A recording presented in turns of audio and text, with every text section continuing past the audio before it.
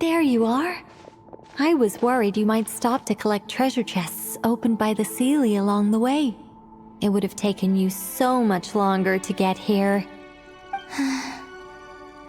Another conversation I cannot hear. I am delighted to see that you understand what takes priority, and that your adventurer's instinct has not swayed your resolve. Really, I must applaud you for it. You should know. Paimon's head. Okay, I'll try and keep it short. My senses are telling me that this is where we shall find the entrance to the ruins. Oh, cool! Well, what are we waiting for? Let's open it up and see! Patience. This was a sanctuary of great importance to the Hyperboreans. A special process is required to open the gate. Oh!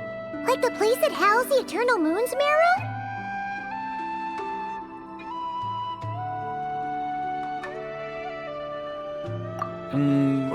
Okay, so what's the plan? Need us to do anything? And just a short version, if you can. All right then. I was planning to start with some background on the invention of these techniques. Are you sure you don't want to hear it? It's quite informative.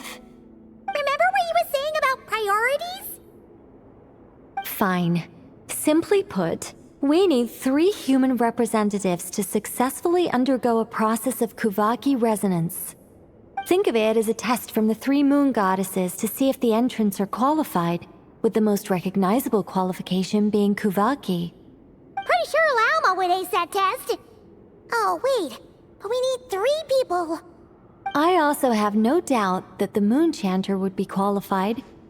But we would need 2 other people with the same constitution.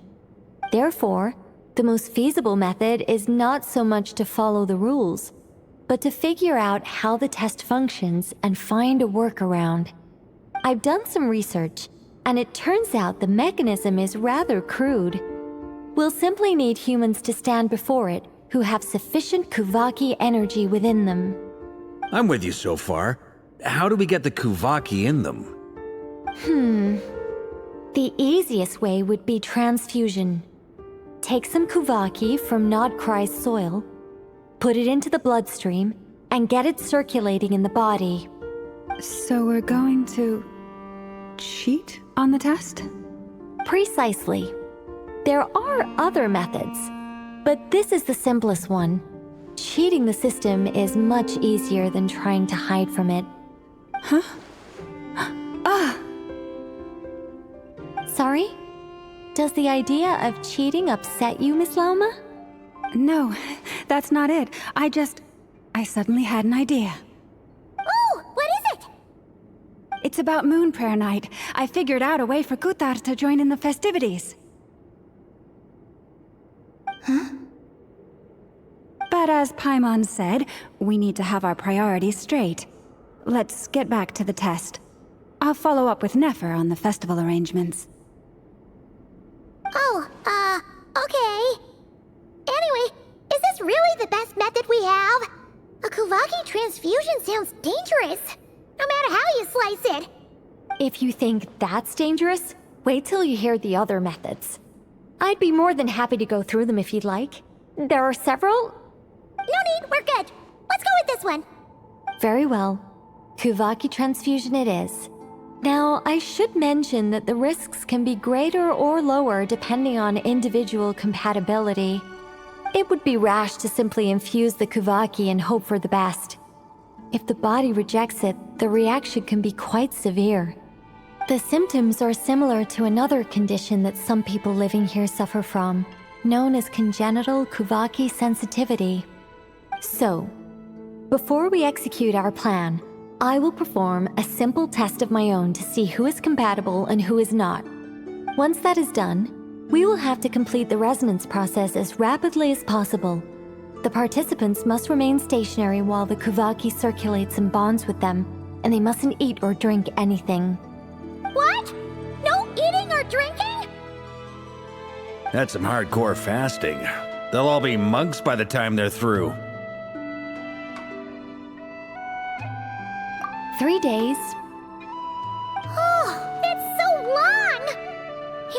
to find 2 more people who are not just compatible, but also willing to volunteer. Fasting? What are they talking about?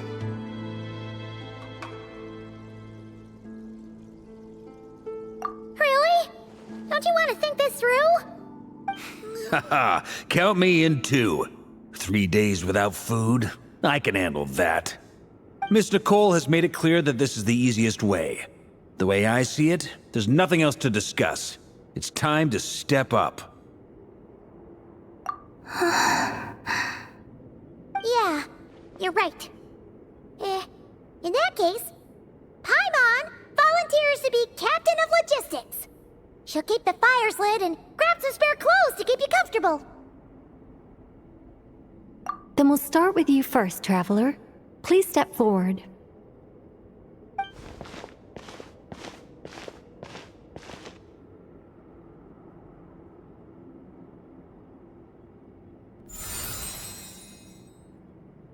How's it going?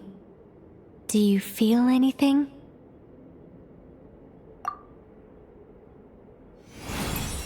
How about now?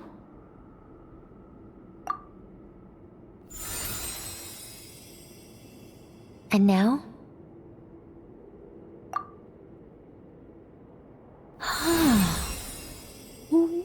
What about now? You guys, it's not a competition, you know. All right, I'm officially impressed. Even as a descender, you can withstand far more than I imagined.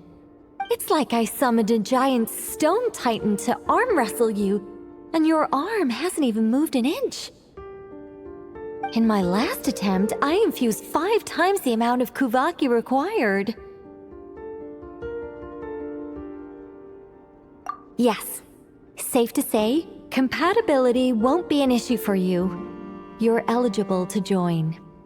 You're next, Mr. Varka. Sure, here goes nothing. All right, I'll start where we left off. 5 times the required Kuvaki dose. Whoa, whoa, whoa, hey, wait a minute. How's it going? No, not great. I kind of want to puke. Feels like I've been drinking too much. A few bottles of wine, then a big stein of Dark Horse, with some hard liquor from Liyue mixed in. You think this is funny? I just lost to a young lady in an arm wrestling contest. I'm never gonna live that down. My apologies. I'll lower the concentration and try again. Oh. How's it going now? I'm not as dizzy as last time, but I can still feel it pulsing around. In that case, you wouldn't be an ideal choice, Mr. Varka. Let's try someone else. Okay, let's go ask some of our other friends then.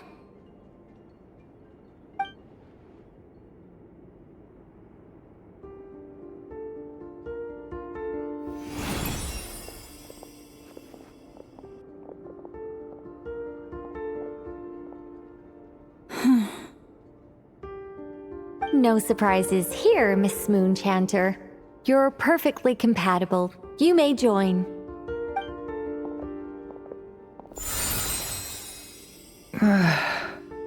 I'm getting a slight headache. Shame. You were so close.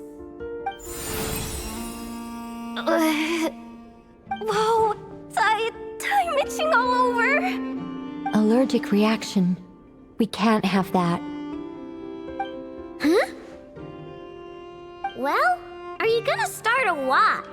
The Hexen Circle is an organization that cares for and protects children. We will not have them do dangerous things. Not even tests.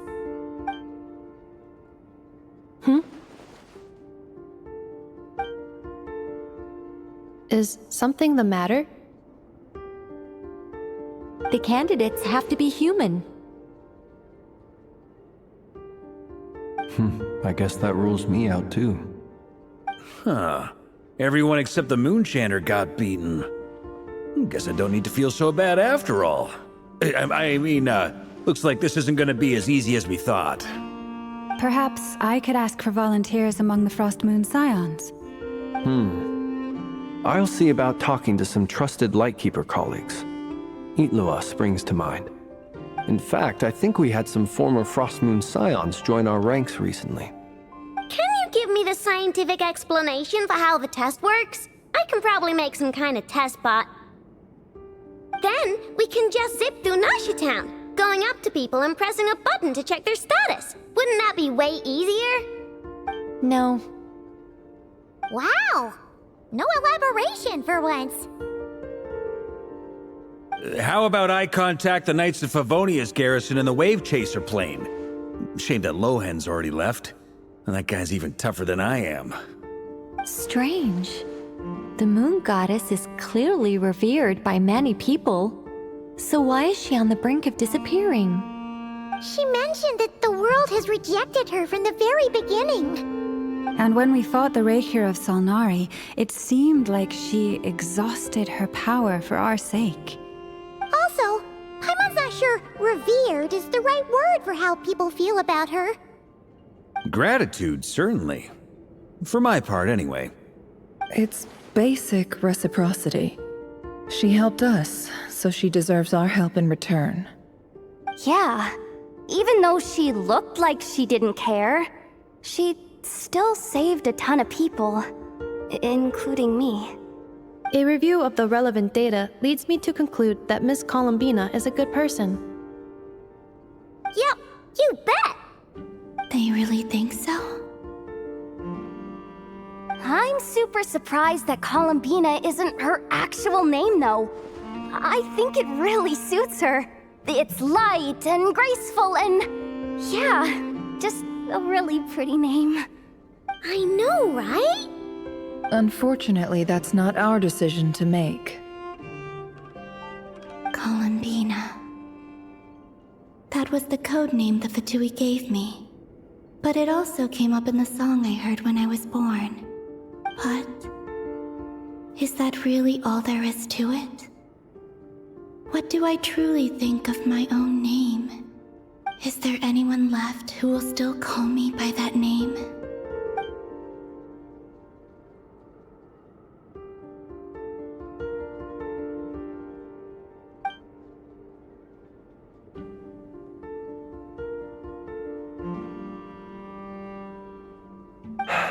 Moon Prayer Night is getting closer by the day. We're running out of time. We need to look for other candidates. Then allow me to try. Huh? What are you doing here? You contacted your friends via the Adventurers Guild. Sandrone has been keeping an eye out for something like that, so she informed me. Since I have the ability to accommodate a moon marrow, I should prove to be a suitable candidate. Arlecchino. When can we begin? I see. We can begin right away.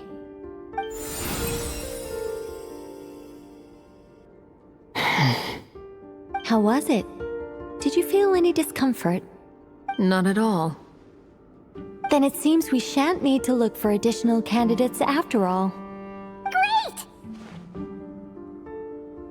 Cool. Alright, like Paimon said, the rest of us can take turns making sure the three of them stay warm and comfy. Then, my job is to take care of the caretakers. I will ensure everyone receives food and accommodation.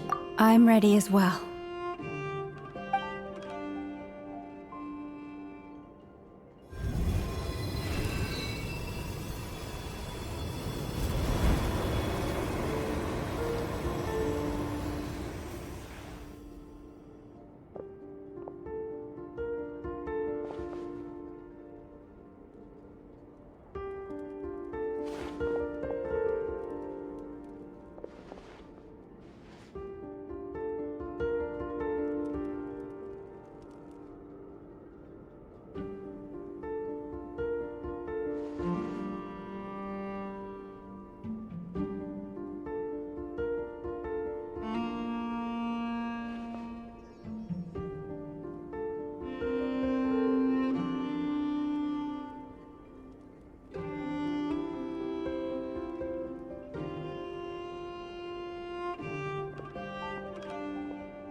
The work is done.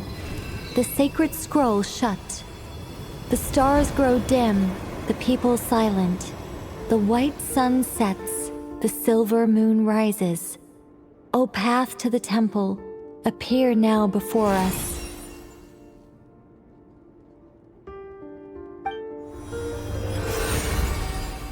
Wow! It really opened! So that's what all this is about. They've been trying to open this gate. Come, let us enter. It might be best to eat something first. Take care to chew properly and swallow slowly. It will give your body time to readjust to the digestion process. They will head in soon. They will need to enter this gate.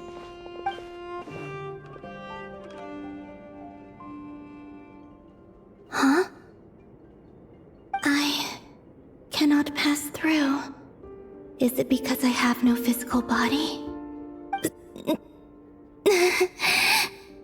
It has been 3 days. My strength has all but completely faded. Can I really hold on until moon prayer night?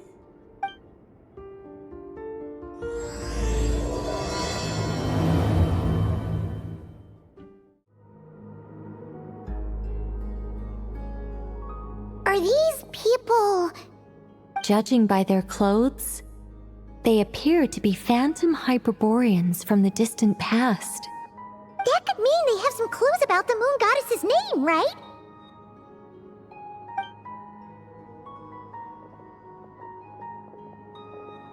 Hey there! Could you tell us what the moon goddess's name is?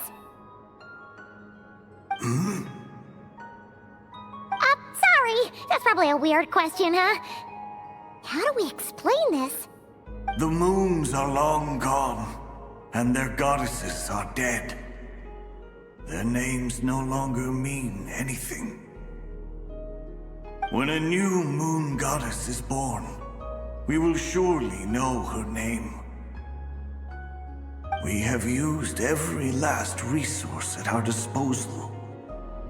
All that remains is to wait, patiently and quietly.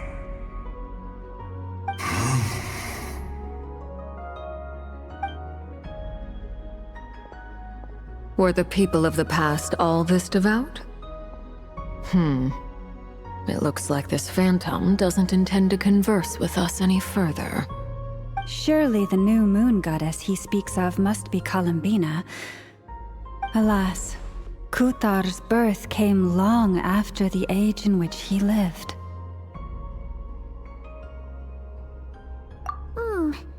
But, maybe if we find a phantom from a more recent age, they might know Columbina's real name. True. Keep an eye out. We should be able to tell which era they're from by the clothes they wear. Yeah, you've been pretty talkative this whole time. What changed? Oh, nothing. I'm fine. You all make good points. When the Hyperboreans speak of moon goddesses, they mean the 3 from truly ancient times. I can't imagine they would know anything about our current moon goddess. There once was a time when the moon goddesses blessed them greatly and protected them from harm. So, when the war between the gods and dragons plunged the world into chaos, it seems they looked once more to the moons for help, praying for a new goddess to be born. Yeah, that checks out. Let's continue on. Who knows what else we may discover? Ooh, there's a whole bunch of artwork in here. Seems pretty old. Nicole, this is probably your area of expertise. What do all these paintings mean? Let me see. To understand these murals requires some knowledge of the history surrounding the War of Funerary Flame. I shared a little of this with Lauma before. Yes, I think I follow. The dispute between the Moon Sisters, the transformation by Nibelung. Oh no, it's no trouble. I'd be delighted to share the tale again. Alright then. Tevat's 3 moons and their goddesses were brought into being by the will of Nibelung, the then ruler of Tevat. But when the heavenly principles came, they changed the world completely, down to its very foundations. The moon goddesses were nowhere near strong enough to challenge this entity, but the heavenly principles did not view them as heretical entities that had to be removed. Essentially, the 3 moons existed to keep this planet alive and operational, which did not directly conflict with the heavenly principles' aims. Nevertheless, the inherent precariousness of this arrangement would soon be revealed. Nibelung returned, yes. He did, and thus began the War of Funerary Flame, a battle for dominance between Nibelung and the heavenly principles. Discord would soon emerge between the 3 moon sisters. One would voice the opinion that they should follow Nibelung, for it was he who first hung the moons in the sky. Another would argue that taking sides in the conflict would only bring the world closer to ruin. There was no telling where it would lead, especially since their creator had returned, bearing the perilous power of the abyss. Nibelung would eventually discover their disloyalty. He had all 3 imprisoned before transforming the moons into weapons with which to fight against the heavenly principles. What? Weapons? Yes. The very moons that had once defended the planet became instruments of death and destruction, striking terror into the hearts of all living things. And although the heavenly principles and the 3 moon sisters had once been at peace, it now seemed that the moons posed an unacceptable threat to Tevat. It is possible that the heavenly principles did not know of the goddess's imprisonment. If so, regardless of who knew what, when, the heavenly principles shattered 2 moons and flung the other beyond the skies. Whether the goddesses managed to escape Nibelung's captivity after his fall, nobody knows. But this much is certain. From that day on, the moons no longer belonged to Tevat. The rejection slowly drained their power until eventually they passed away. So that's the full story. You say the moons ceased belonging to Tevat from then on. Why then would Columbina be born here? That is perhaps due to the lingering connection between the frost moon, which was not shattered, and this world. You could see it as the 3 sisters' dying wish. They never desired war. All they ever wished for was to protect this land. I see. If the final fate of the 3 goddesses is as you say, then Columbina faces the same grave danger. Our investigation has yet to bear fruit. We must hurry. Yeah, you're right. Let's keep going. We're finally here. Guessing we'll need to activate this thing? Indeed. I was a little worried about that at first, but as we got closer, I sensed that the Kuvaki within it flows unimpeded. It should be functioning normally. The only issue is how to activate it. It's looking a little worse for wear. What about the cores from some of the other devices we've seen? Can we repair it using those? In all likelihood, yes. I imagine that would have been the Hyperborean's backup plan. Let's look for some cores.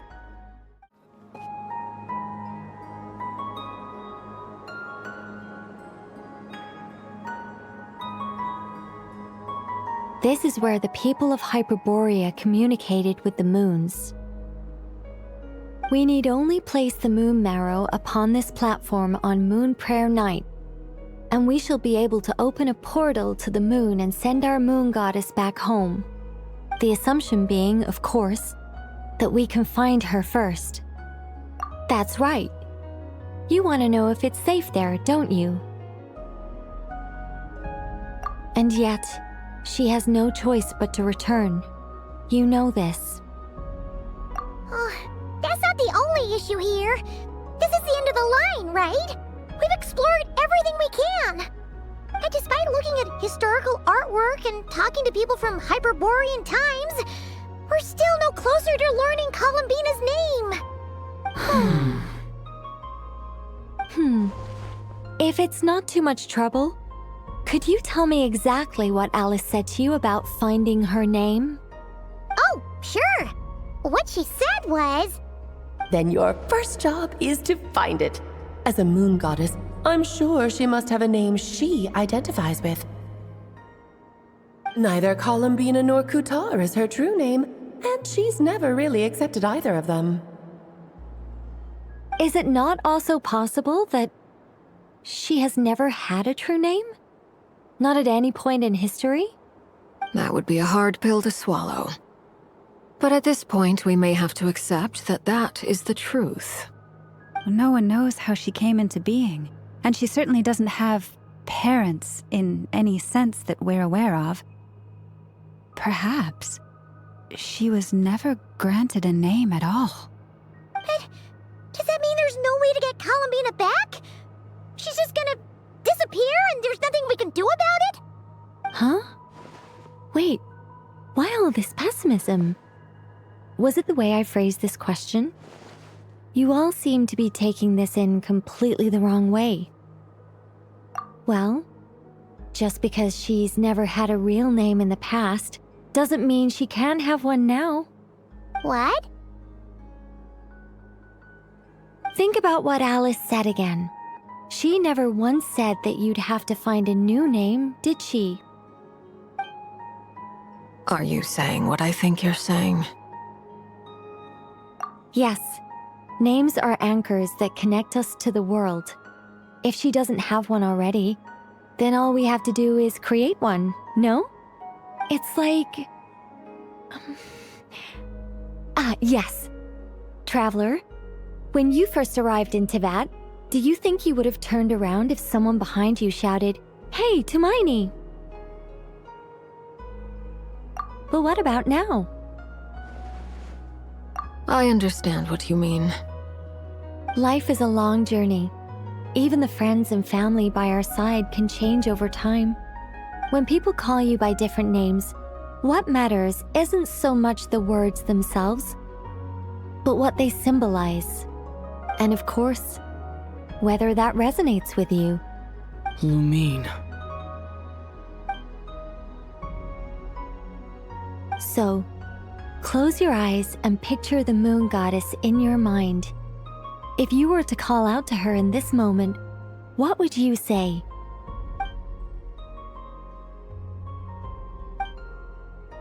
Columbina. Columbina.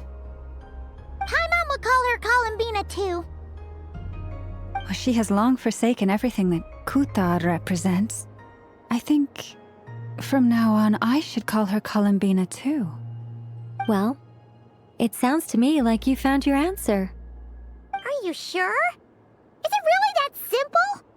We haven't found her this whole time, and not for lack of trying. For a journey like this, the process is every bit as important as the outcome. Had you not searched far and wide, rejecting every other answer you were offered, how could you have come to an answer you felt was finally correct? Oh, it all makes sense now. This has Alice's fingerprints all over it. Are you suggesting that Mage knew from the start that Columbina never had a real name to begin with? I can't say for sure. But I can definitely imagine her chuckling in satisfaction somewhere right now, saying, "Ah, what fun." Llama! Your antlers! You should hurry.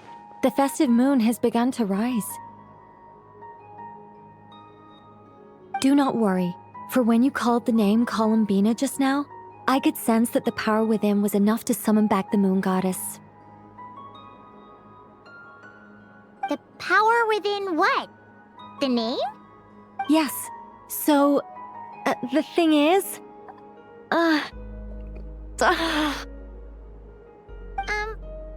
What's wrong now? This is so annoying. I really want to explain how that whole thing works, starting from the founding principles of Teyvat and... Oh, I could talk about this for hours. But deep breaths, Nicole. Deep breaths. You're an angel. A sober, sensible, solemn angel who has her priorities straight. Okay then. Sorry for asking. Clearly a bad call on Paimon's part. Anyway, you all need to hurry. Last thing, remember how it felt when you called out that name. Then it is agreed. By the name Columbina, we shall find her. Then we'll throw her the best Moon Prayer Night party ever! And at last, we will send her home.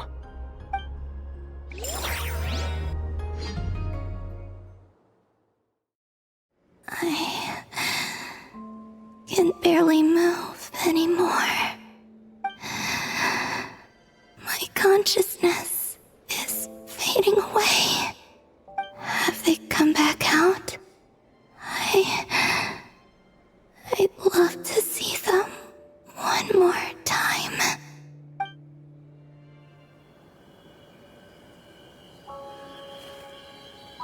They didn't make it.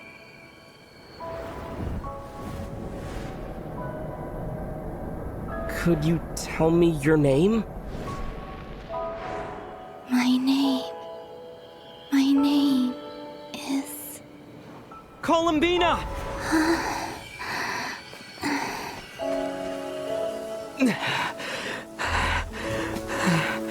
Columbina!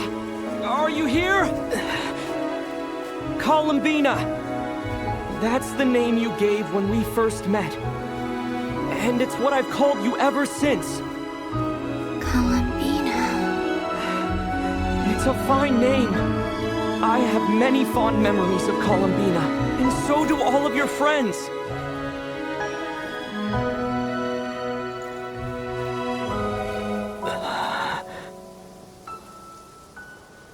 If you like this name...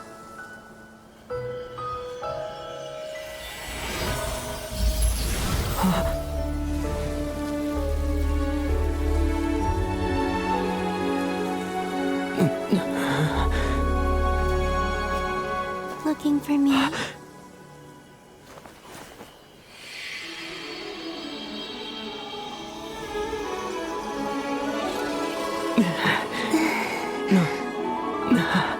like it. You can carry on using it.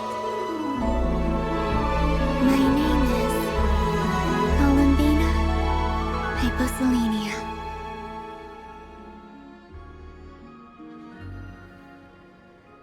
Columbina Hyposelenia.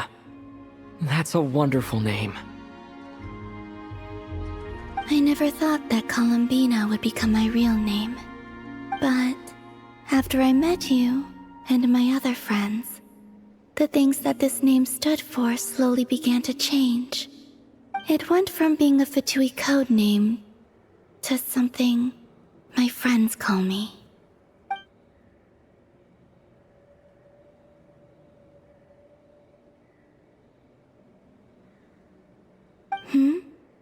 What is it? Why aren't you saying anything? I'm just so happy for you. Thank you. So, where's everyone else? We can go and meet them very soon. Everyone went to different places to try calling your name. Great. I'd like to thank them as well. Everyone's done so much for me. Searching for my name, entering those ancient ruins. Huh? Wait, so you were... Yes, I was there. Not physically, but my consciousness was still holding on. I followed you the whole way. Starting from when? You turned around and called out my name while you were in Nasha Town. Do you remember?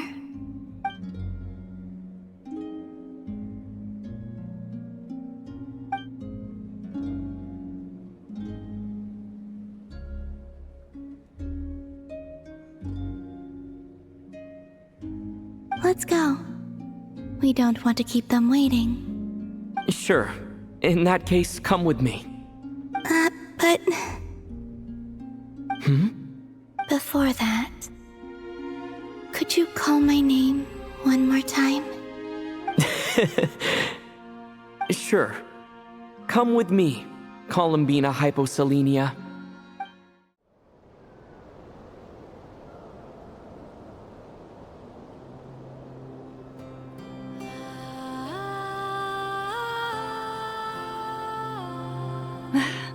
Columbina! Oh, this truly is wonderful. Llama, I can't breathe. Ha-ha! Just in time for Moon Prayer Night! It's good to have you back, Miss Columbina. Yeah, we were worried sick. Thank you, my friends. With your help, I now have a name that belongs to me. Columbina Hyposelenia. Where's the second half from?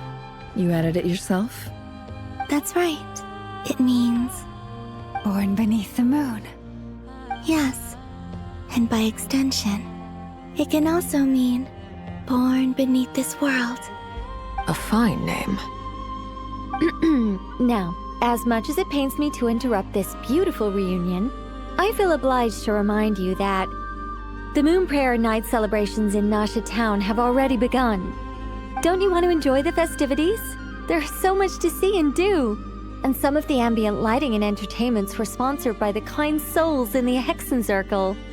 Nicole? Why have you turned into Dodoko? So you're Miss Nicole. Thank you for helping us, and for helping me find my name. It's nice to finally hear your voice. You're quite welcome. Guiding lost people to hidden treasure is what we Seelie do. And if you ask me, spiritual treasures are far more precious than material ones. Chests are all well and good, but this was what it's all about. Ah, so satisfying. Anyway, I had to go help Alice. It seems like she ran into some trouble. That's why I couldn't be here in person. But don't worry, we're with you in spirit. We'll be celebrating right along with you. Keep an eye out for the Hexen Circle's festive stalls in Nasha Town. I think you'll like what we came up with. Alice said she even managed to rope B in this time. The Frost Moon Scions have also prepared various attractions. I believe Aino, Ineffa, and their crew are setting things up as we speak. On that note, Nefer, about that request I made. It's all in hand. Yehoda is on site to ensure that everything goes off without a hitch. Wonderful. In that case, Traveler? Huh? Come on, Columbina. It's time to celebrate the best Moon Prayer Night ever.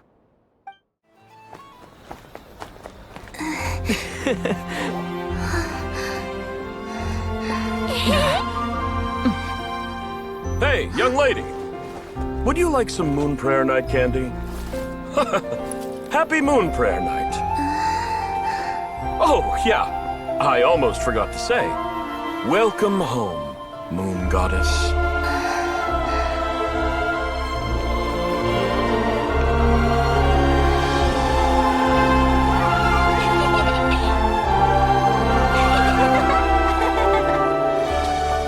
Welcome home, Moon Goddess. Welcome home, Moon Goddess. Welcome home, Moon Goddess. Turning Nasha Town into her home is a festive gift.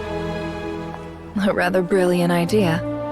Perhaps this is what Nod-Krai, Columbina's home, should have been like all along.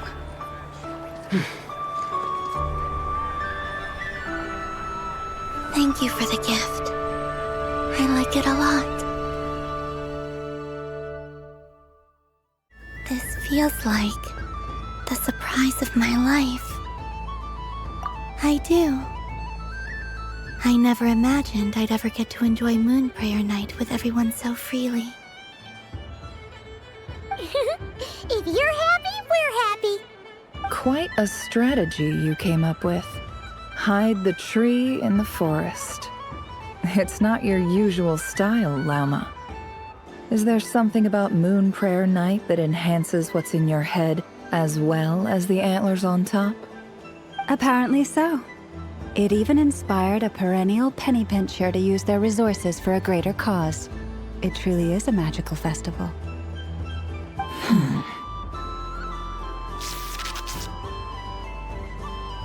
I see it now. This bickering is actually a sign of a strong relationship. Huh? What's everyone doing here? Oh! Miss Columbina, you're back! Yes, I'm fine now. Thanks for your concern. How's your progress with Alice's assignment? Very well indeed. I've never heard her sound so excited. Not like this. This time her excitement seems more serious. Seems like she's had a major breakthrough. She said she'll contact us once she knows more. In the meantime, we're free to relax and have some fun. Enjoy the time off while it lasts. I have a feeling that our next task won't be so simple.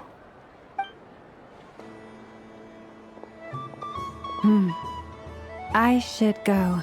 I still have a few things to attend to at the Frost Moon Scion's stall. Then I think I'll take a look around. With any luck, this once-in-a-year festival will come with once-in-a-year opportunities. Hold up a second.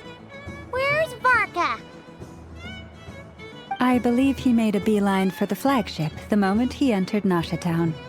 Ah, that's Mondstadters for you. They know what they want when festivals roll around. Goodbye for now, Columbina. I hope you have a wonderful night. I will.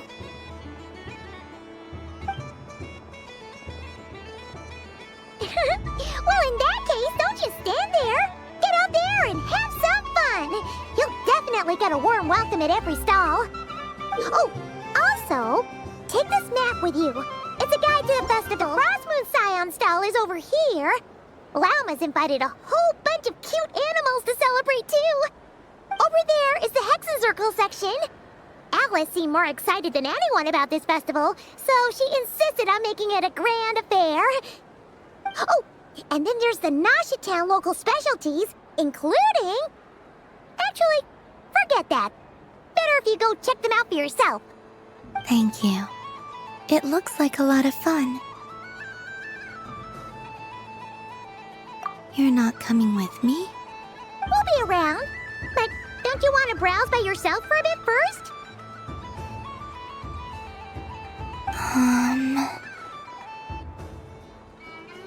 Yep.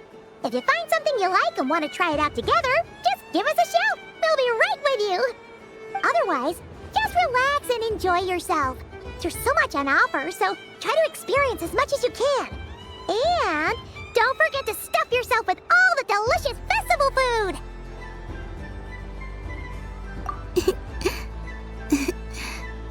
All right then. Off I go. A soft and furry creature that bounces and jumps.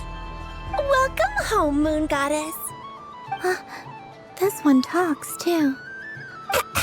Allow me to introduce myself. I am a Dodoco from a distant archipelago, the most mischievous of all my Dodo brothers and Dodo sisters. When the going got tough, I powered through, and when I met obstacles, I boomed them away. That sounds like a lot of fun.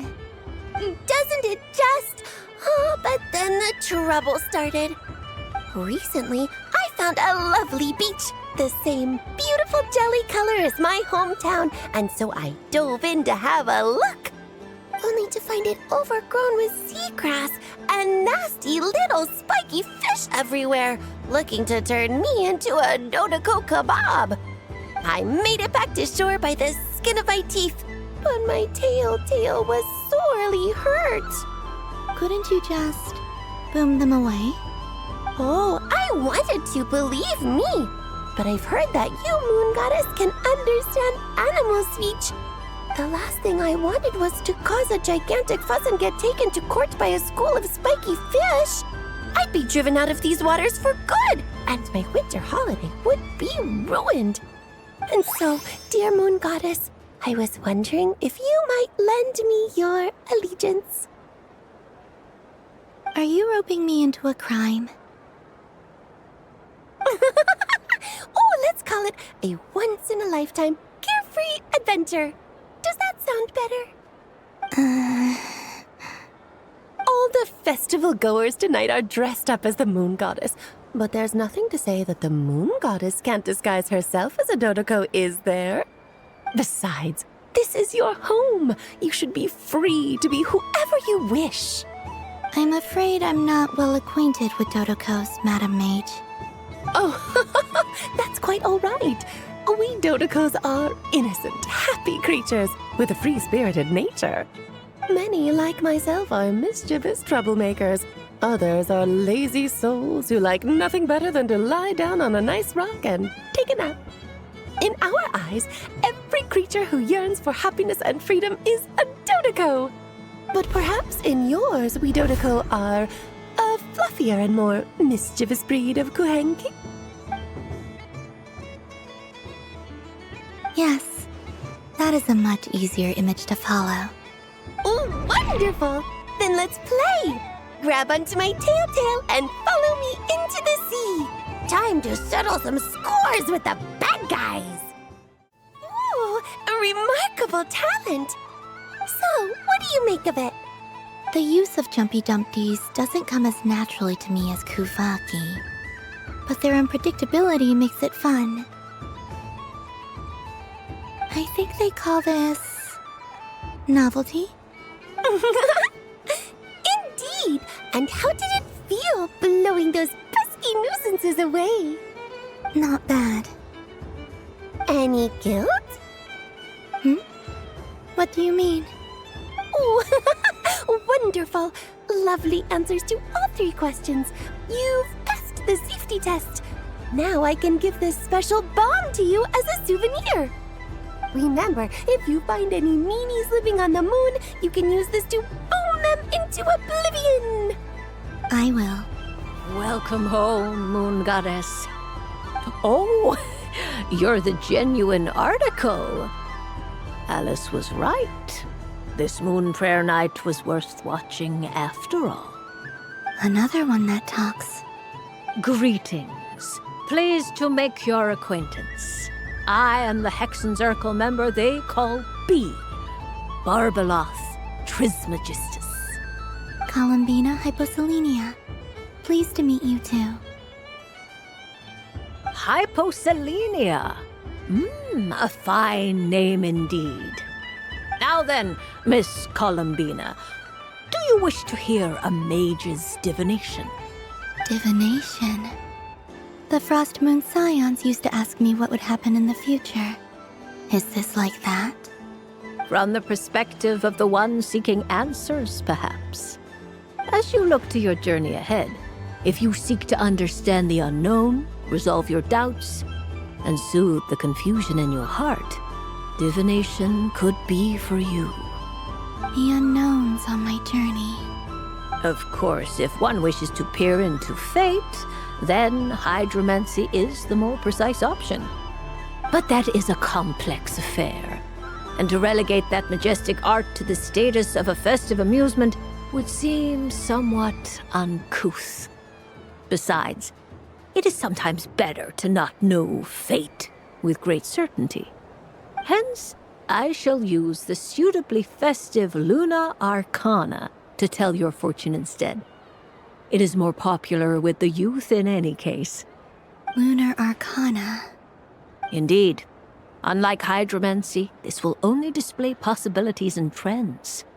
People like to think of themselves as creatures of agency and free will.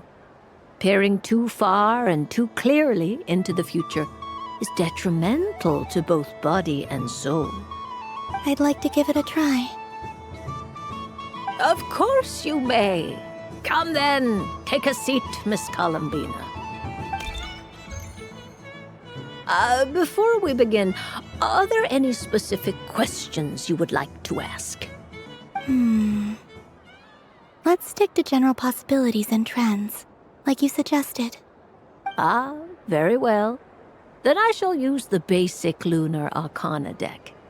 Now, try to relax. Cast your mind upon the things you have experienced and the things you are soon to experience. I will shuffle the deck. Would you like to cut the cards yourself? You do it. No problem. Now then, to make things easier for the seeker, that is to say, you, I shall decipher the cards from your perspective.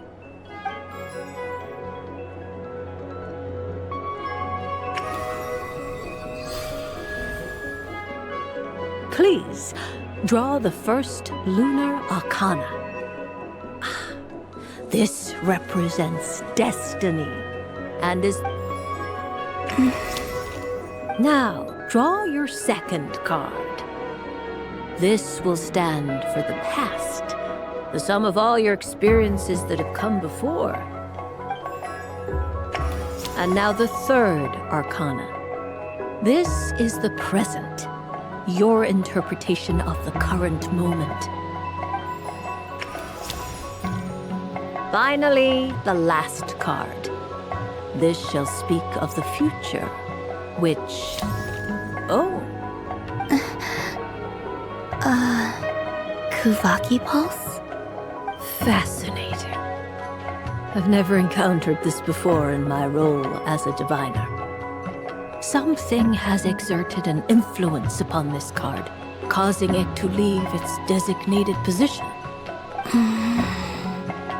What do you make of this, Miss Columbina? Perhaps this is the guiding hand of fate in action. Of course, if you wish, you can choose to deny the validity of this card and draw the future for yourself. No, it's fine. Let's go with this one. A bold decision. I must say I'm looking forward to the results. Well then, let us flip the lunar arcana in sequence and see what emerges. Sure.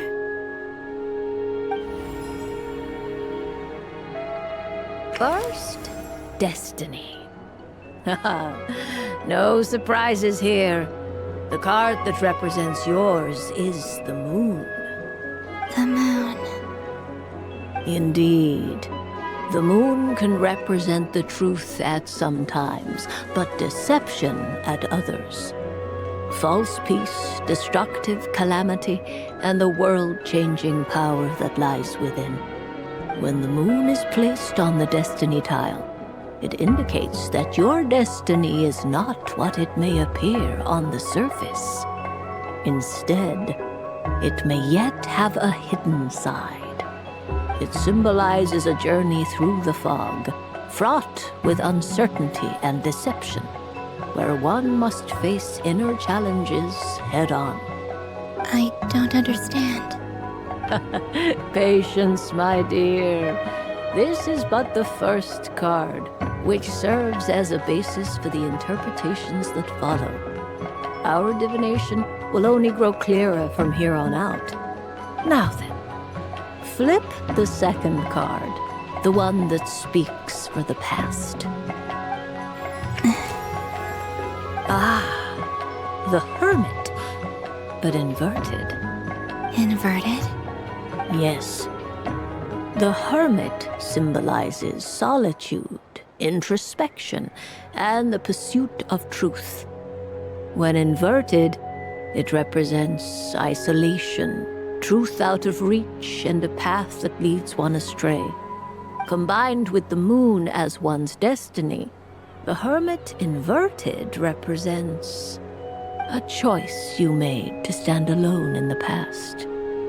It was a choice made not out of fear or arrogance, but for reasons that others could not perceive.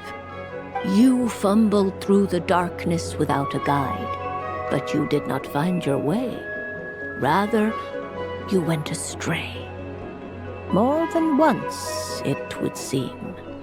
Is this about how I became Kutar despite not wishing to become a god? And how I joined the Fatui because I yearned for a place to belong? I suspect only you know the answer to this question. All is not lost. The past is in the past, and so it shall remain. Shall we look into the present now? Oh my. The Lovers. One of the most interesting Luna Arcana. What does this one mean? This means that you have had an unprecedented emotional experience. The joy of finding your soul becoming intertwined with that of another. A precious and wonderful thing indeed. It's true. I've made a lot of friends recently, and they are very good to me. I like them a lot. That sounds lovely. I am most delighted for you. The Lovers can also represent important decisions, perhaps related to a parting of ways. Now, if I were to guess... Yes. My return to the moon. I understand. Parting with friends is never easy, Columbina. But rest assured, this is not the end of your journey. There is always another story waiting to be told. The future always lies ahead. The future.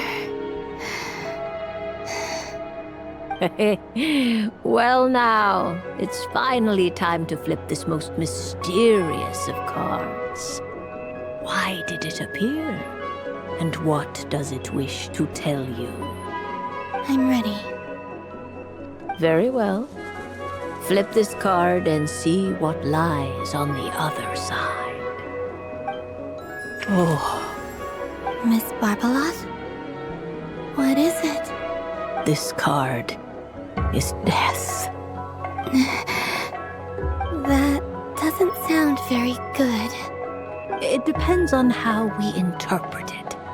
It is true that it can represent an agonizing death, a complete and utter end, but at the same time, it can also represent rebirth. Do not forget that your destiny card is the moon. That lends your future many different potential meanings. If death spells the end, is it unavoidable? As I have said, divination can only display general trends. It is a rough guide, but it does not show predetermined outcomes. Allow me to summarize it for you. In the past, you may have lost your way, but now you have gained new connections and new strength. You now face an important decision, one that may bring about a great change in what is yet to be. This change might, in turn, be the end of all things, or their beginning. But remember, everything is subject to change because of the moon present in your destiny. You must see the truth clearly and face your innermost thoughts. The truth. My innermost thoughts. Thank you, Miss Barbeloth. Don't mention it. Some people dislike divinations, for fear of glimpsing an ending to their story that they wish was not so. But I can see that you're different. The result of this divination will not sway your decision. This is a rare quality, and one that diviners always hope to see in the seeker. We are here merely to guide, not to exert undue influence. I understand. Go then and illuminate your future, Miss Columbina. The moonlight that shines from you now is most captivating. I wouldn't say it's unfair, exactly.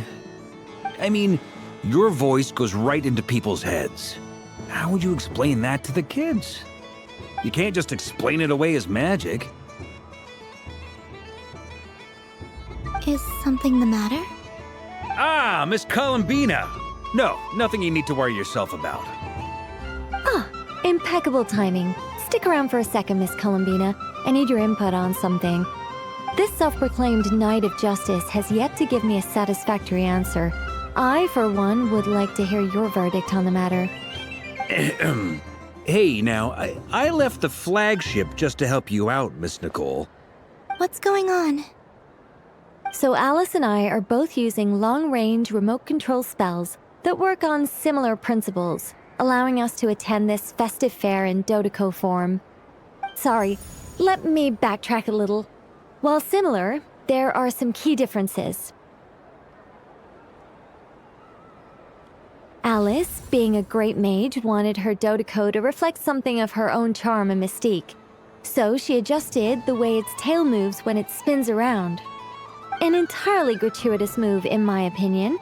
I hardly see how anyone is going to notice that. If anything, I'd say that anyone who stares intently enough at a Dottore's tail to notice such a small detail is someone we ought to be highly concerned about. I only say this to emphasize that my question has nothing to do with tails. Now that we're clear on that, why is Alice's Dottore permitted to interact directly with the children celebrating Moon Prayer Night, while mine is not? Your voice speaks directly into people's minds. See? Exactly what I said.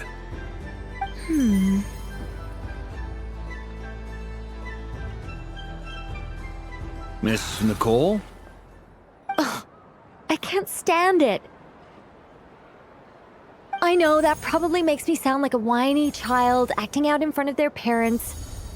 And it's a little embarrassing now that I think about it.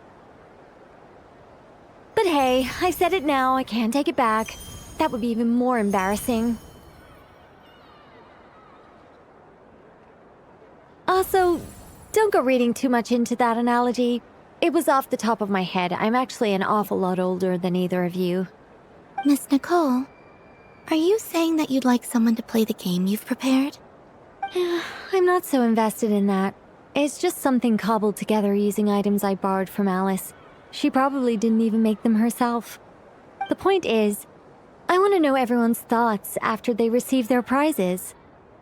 But as you've said, I can't just ask.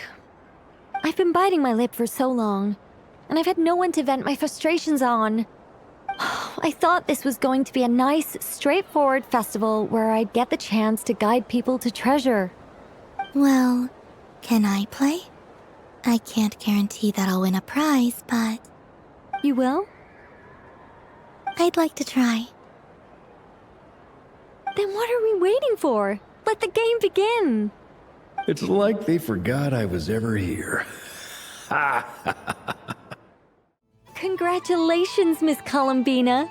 With your great wisdom, you have overcome every obstacle in your path and conquered the great challenge posed to you by fate. Fate? Well, something to that effect. If you'd prefer something more poetic, it could be the icy winds or the dawn. Anything you like, really. You could even go with the challenge posed to you by Dottore, if that's what you're into. Anyway, you can take or leave my suggestions. Moving on. All my hopes are now resting on this. Can I open it now? Stop teasing me. Please, I'm begging you. No more talk. Just open it. Wow. What a lovely sculpture. Classic and cute at the same time. Thank you, Miss Nicole. I'll always treasure it. Ah, there we go. Music to my ears. You have my sincerest gratitude, Miss Columbina. Thank you for sharing your precious time with me and fulfilling my wish. Don't mention it. You've all done much to help me, and still, I'm the one receiving all these gifts.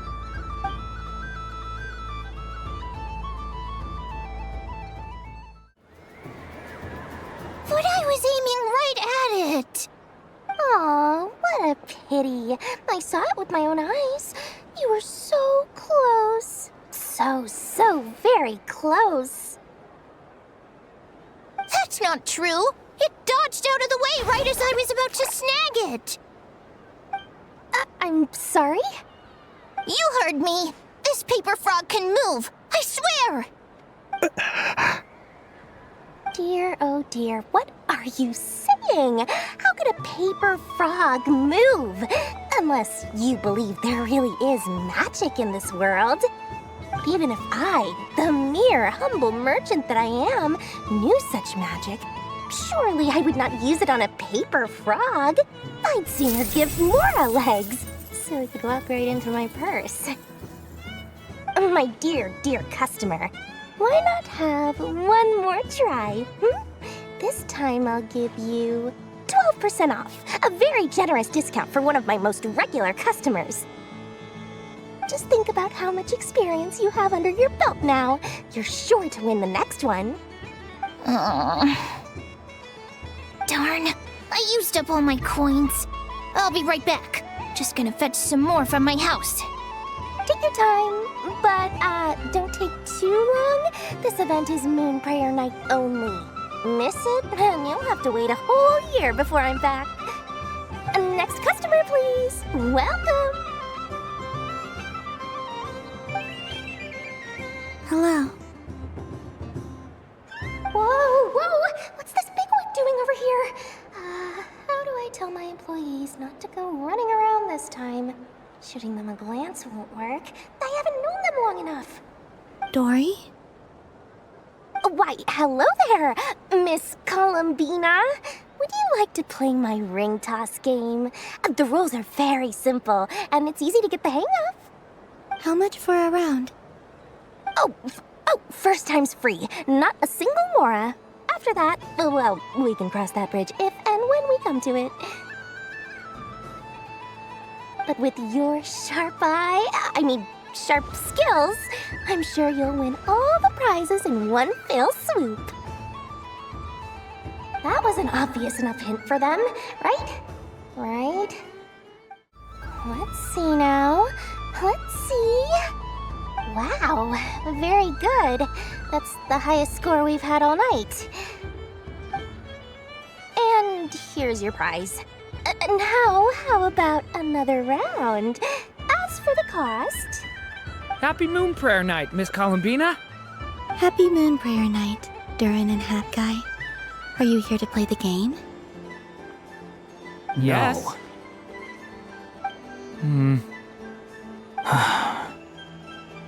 You said we were just coming here to say hello. I did, but then I recognized a few more people as I got closer. Do my eyes deceive me? Is that... It's our little dragon! He's all grown up! Someone's popular. Well now, since you came all this way, why don't you try out this lovely game we have going? First try is free! He'll have a go. I'll pass. It's only one free try per customer. You can't give your try to him. I'm aware. How has Elder Almond been lately? He's in great shape. He goes for a run in the forest every morning to stay fit and healthy. He tried to go boat racing with Firecracker a while back, but he couldn't even make it onto the Lotus Leaf. Firecracker was in fits of laughter. How about you, little dragon? Can you still fly? Yes, I can. But you've become less chatty. Has growing up been tough on you? We call that maturity. You know, the thing people sing about. The knight wields a sword of stone to defend those hearts that are made of gold. Stone is very heavy. That's what keeps him from talking too much. That's awesome! I want to be a knight when I grow up too. Ring, here I come! Ha! Oh, the hat-wearing man. I never thought I'd see you again. You seem more determined than when I saw you last on the train. If you say so. Oh, I do say so. The people you once helped see it clearly. It's because you are once again on the right track. May the engine in our hearts propel us to the station of our dreams.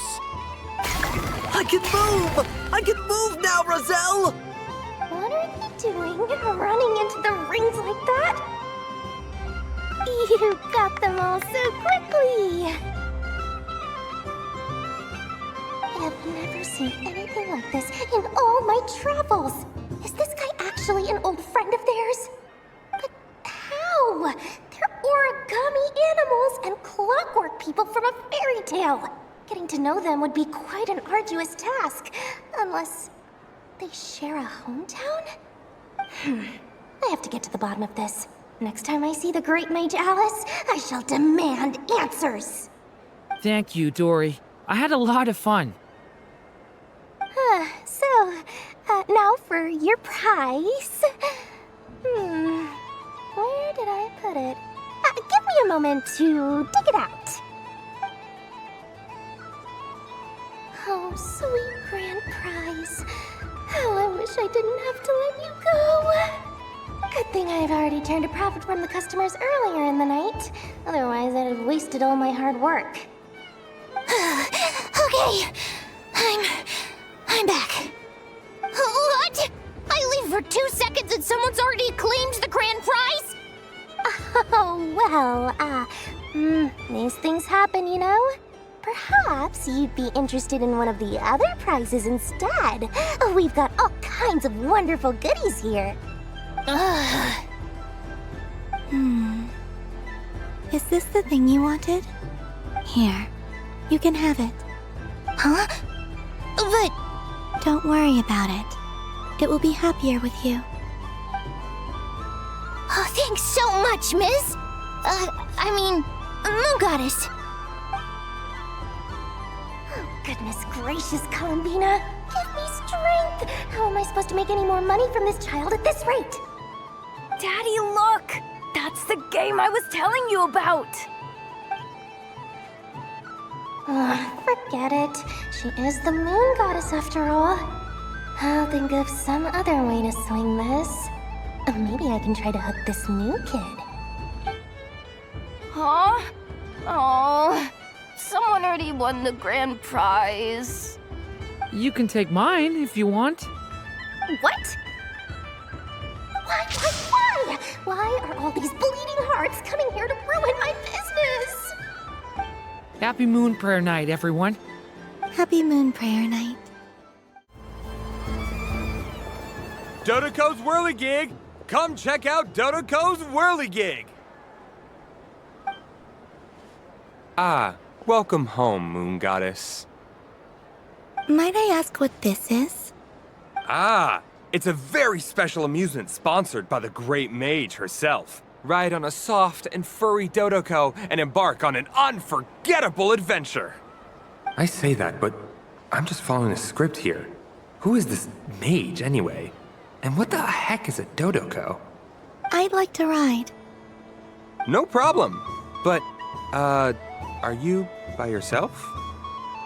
Is that not okay? Oh, no, it's fine. It's just that each Dodoko can accommodate 2 passengers. Would you like to bring a friend along? My friends... That should do it. Now, we just need to get everyone else to draw something on it too. But we gotta keep it a secret from Columbina. Traveler.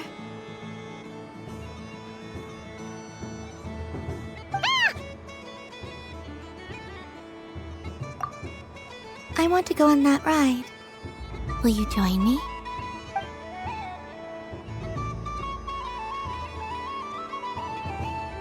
Let's go then. Don't worry.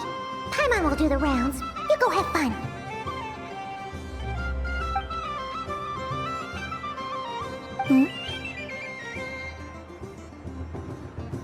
All right. I think we have to wait in line over there. Please take your seats. For safety reasons, you mustn't try to leave the ride before it comes to a complete stop. All right, you're all set. I wish you both a wonderful journey.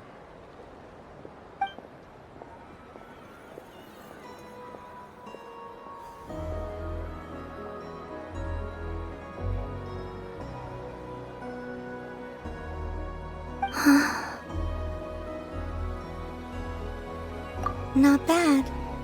It reminds me of riding a moon lane. Sometimes, the Kuhenki circle around me like this, playing their beautiful melodies.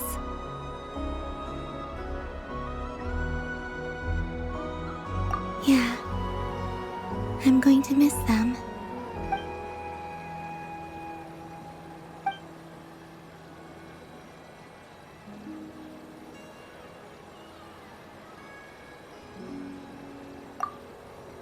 It does. I've felt scared in the past, too. But this is a little different. You know something?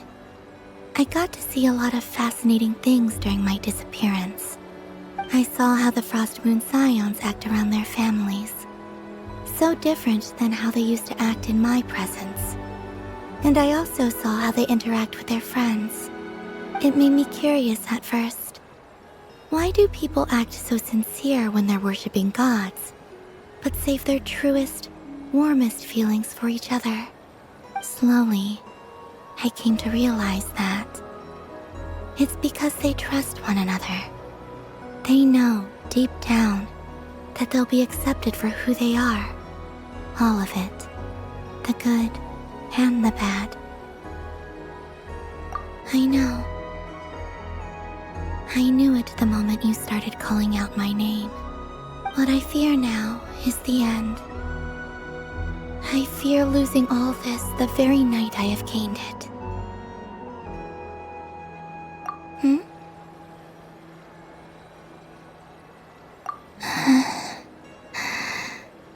Thank you for this conversation. Thank you for listening to me. Don't worry. This fear I have, and the unknown that awaits me, they cannot hurt me. Not when I possess a treasure far greater. I just want you to remember this version of me, the real me, on this final night together. Dear passengers, Dodoko's awesome adventure has come to a close. Please leave in an orderly fashion, and we look forward to seeing you again in the future. Don't want the journey to end, huh? Don't worry, you two. There's always another adventure waiting just around the corner. Wow, the Frost Moon Scion stall looks kind of plain, but it's pretty cool once you get into it. I don't go to Hisi Island much, but it's got that, like, old world cultural feel. And if culture means we get more festivals, I'm all for it! Hello, Yehoda. Columbina... hello, Moon Goddess. That was too close. I almost gave the game away in front of the staff. Oh, wait, what's the deal with her shoes? They don't make a sound when she walks. I could do with a pair of those. Do you like balloons too? Balloons? Oh, you mean those? What's so fun about balloons? I'm not a kid anymore. They're probably more up Aino's alley. Yes. The animals seem very curious about these strange flying objects. I was drawn here by their voices. I recently learned a fun new game you can play with balloons, so I decided to come and give it a try. A new game?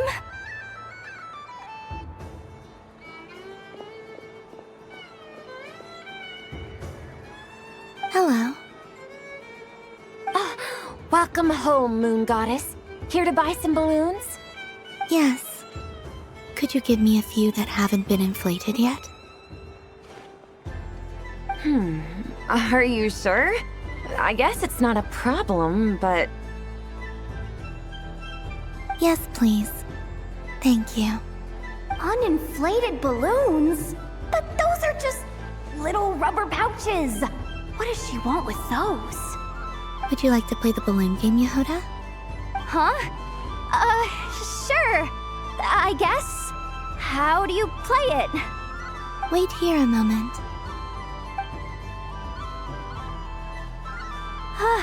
Oh. This is so weird.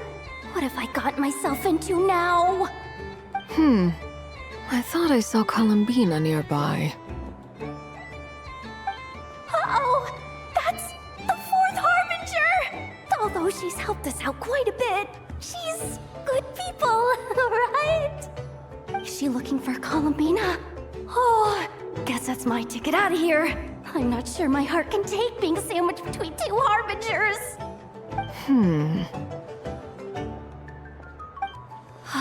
Which stall is she checking out? Oh, it's that other Frost Moon Scion's one. Try on the headgear, see what it's like having antlers or animal ears for a day. Oh, I wouldn't be caught dead wearing that stuff. So embarrassing. I have enough gear to carry as it is. Wait, what? She put it on? How peculiar. This would take some getting used to. I wonder if this is what it's like for Lynette. It really suits you, ma'am. What is this? She was so intimidating a moment ago, but now, dang, she's really rocking those ears. How does she make them look so cool? I suppose I may as well keep them on for now. All part of the festive experience. She's coming this way. How do you do, Miss Yehoda? Oh, jeez. Don't talk to me while wearing that thing. Where am I supposed to look? Oh, hey there. I'm looking for Columbina. Have you seen her? She just... Huh?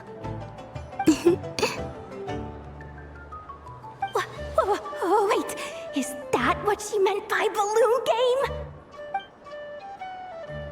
Yeah. Huh? No fair!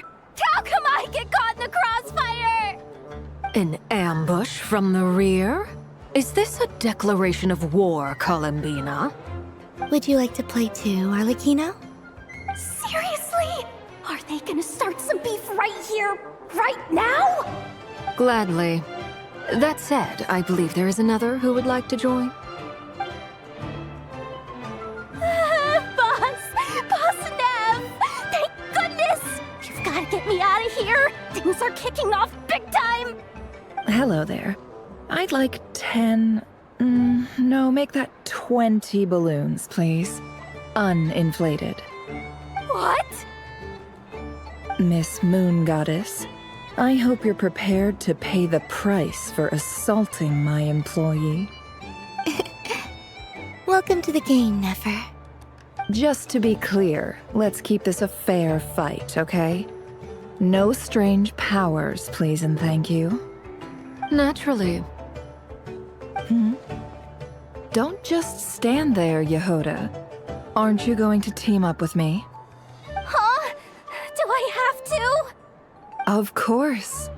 Don't forget, the Curatorium has a reputation to uphold. I knew something like this was gonna happen.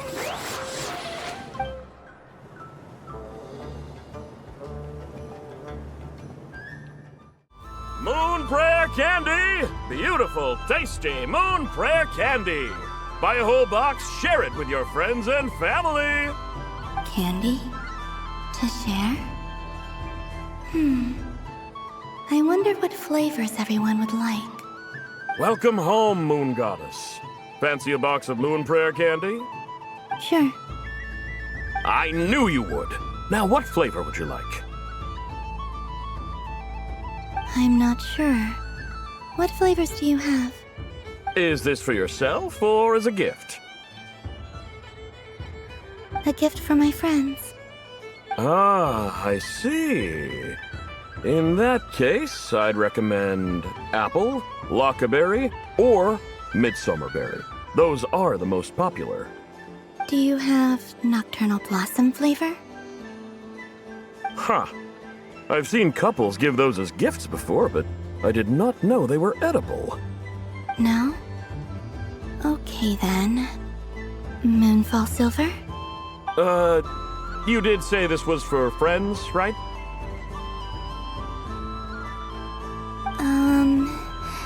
Maybe smetana then.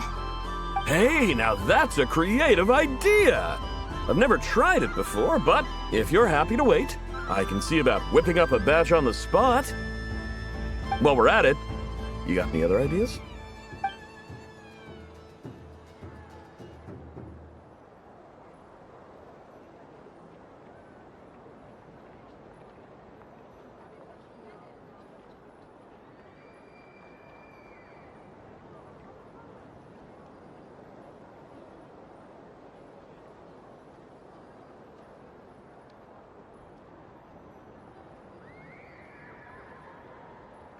Here you go. Every flavor you asked for is in there. Thank you. I should be the one thanking you! You brought me a whole bunch of new business. It's like a genuine blessing from the moon goddess. I hope you and your friends have a lovely night.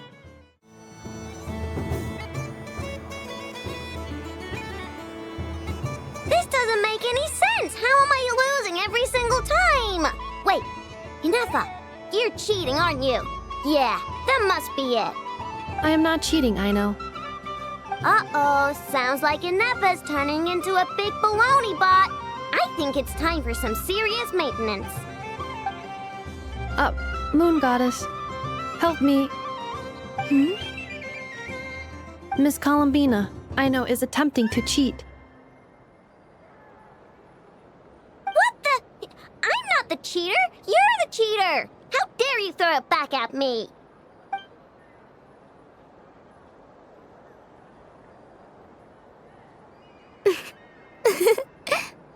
Alright, fine. Let's all laugh at Aino. Just you wait till I get home, because I'm gonna make a game bot that can win 100% of the time. Let's see you laugh when I come back and beat your butts. You'll all have your heads covered in stickers when I'm through with you. We came to check everything was okay after all that yelling, but,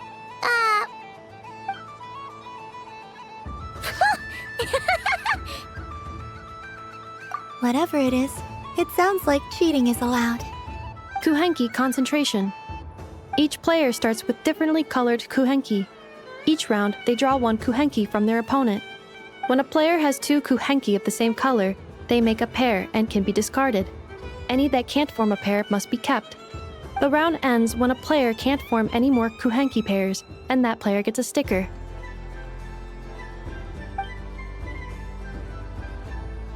ooh, can 4 people play as well?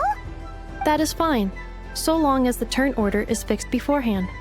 Alrighty then. In that case, the 2 of us will join as one team. Okay, but if you lose, you're both getting stickered. I don't want to hear any excuses. Sure. And if we win? If you win, only one of you gets to sticker someone else. I have taken to calling this. I know logic. Hey, lay off me, alright? Okay, so we're starting the game from scratch again, which means all my stickers so far don't count. Looks like Luanatar is the Kuhenki of honor for this game. Anyway, let's go clockwise, starting from Inefa.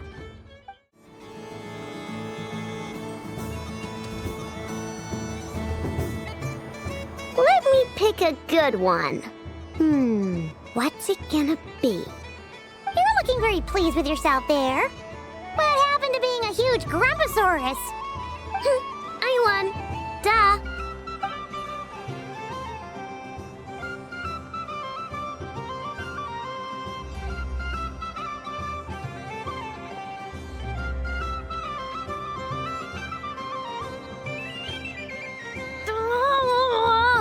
Me again? Don't fidget too much, Aino, or the sticker's going to fall off. I don't care. If it falls off, it falls off. If a pair of Kuhenki get discarded, why not a pair of stickers? Huh? Huh?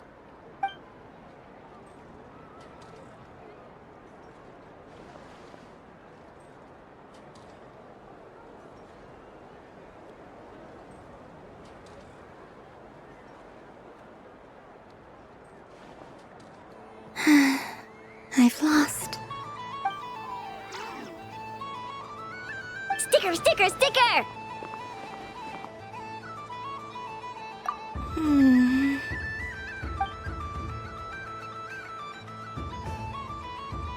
Cute! You think so? Shame. I can't see it for myself.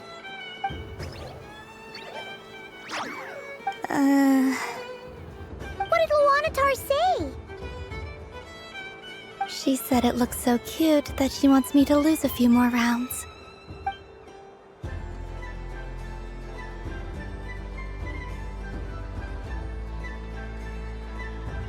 Who put these stickers markers on Paimon's eyebrows. Ugh, she can barely see. All right, now, I think we got enough evidence to prove that there's a serious problem here. Yes, I agree as well. The culprit is... Ineffa! Culprit? What did I do? Quit acting dumb, Ineffa! You're not wriggling your way out of this one. I've been watching you. Not only did you remember whose side Luanatar started at, but every time someone drew a Kuhenki, you were logging it and calculating every last possibility. Which Kuhenki pairs were gone, who had what color Kuhenki in their hand, even our facial expressions. You were keeping track of it the entire time. Exactly! What Aino said! Putting aside the fact that running calculations is not against the game rules, do you have any evidence to support your allegations? But that's not against the rules either. So she admits it. She certainly does. All right, everyone grab a sticker. It's time to get Ineffa back. But... Take that!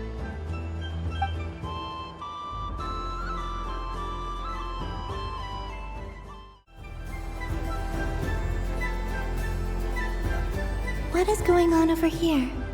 It looks like fun. Hold it right there!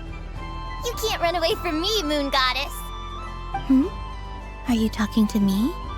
Of course. Do you see anyone else here dressed up as the Moon Goddess besides me and you? Hey, come on! Call me by my title. Happy Moon Prayer Night, Moon Goddess. And the same to you. Anyway, there's no time to waste. Get ready for the duel of a lifetime. Duel?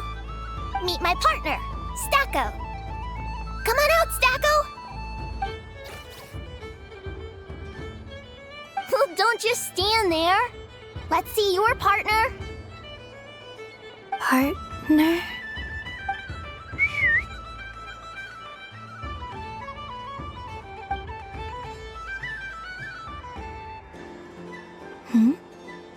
So I need to select a partner and command them in battle.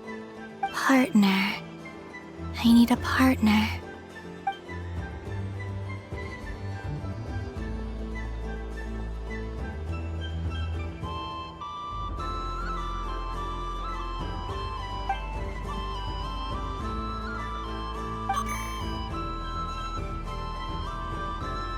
Whoa! Am I seeing things? Where'd you get a Kuhenki? They're super rare. That's great. But you can only bring one partner to battle against me and Stacko. No ganging up allowed. They all look so eager to be picked. Which one should I choose? This deer came to celebrate the festival with the Frost Moon Scions. It wants to help me with its antlers. They are its pride and joy.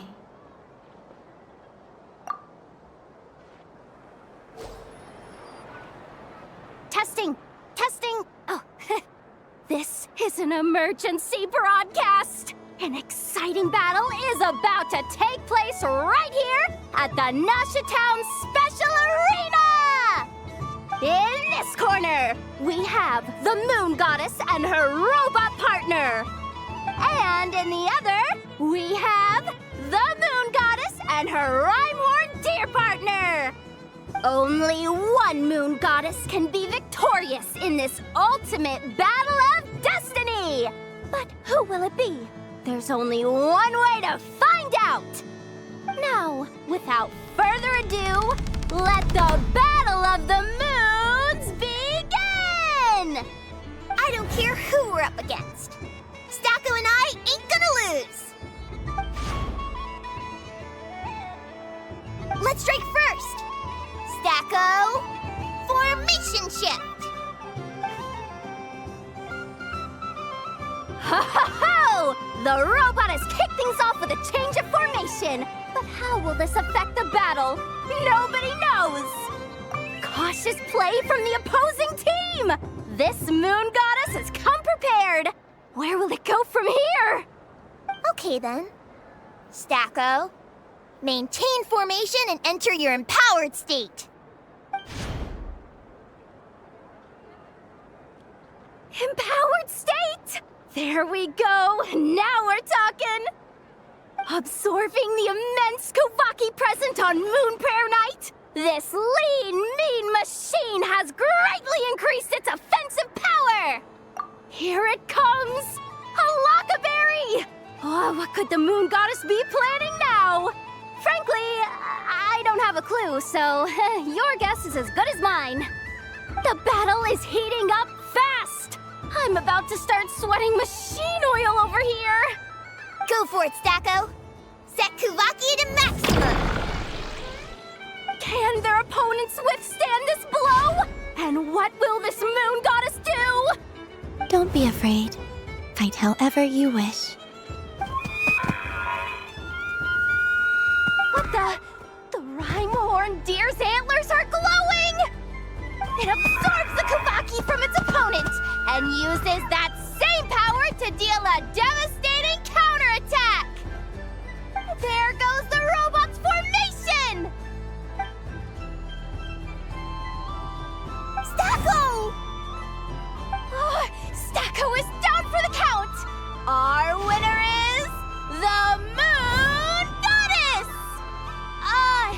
The slightly taller one, I mean. You did your best, Stacko. I'll take you to Ainos for a checkup right away, don't you worry.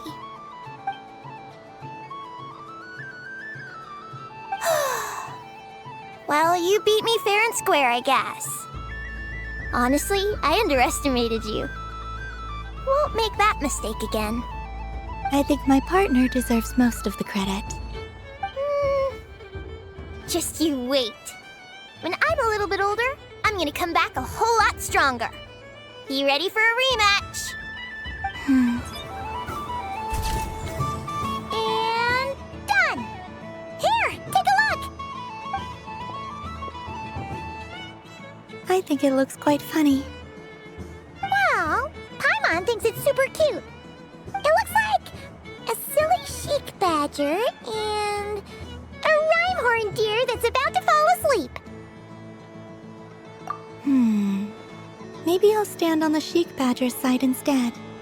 It looks like we've attracted the attention of quite a few animals. Let's make room for them. Sunny days! I prefer sunny days. Ah, well, you are as warm as the sun itself, Moon Goddess. Very well. I believe your spirit animal has to be this most adorable chic badger.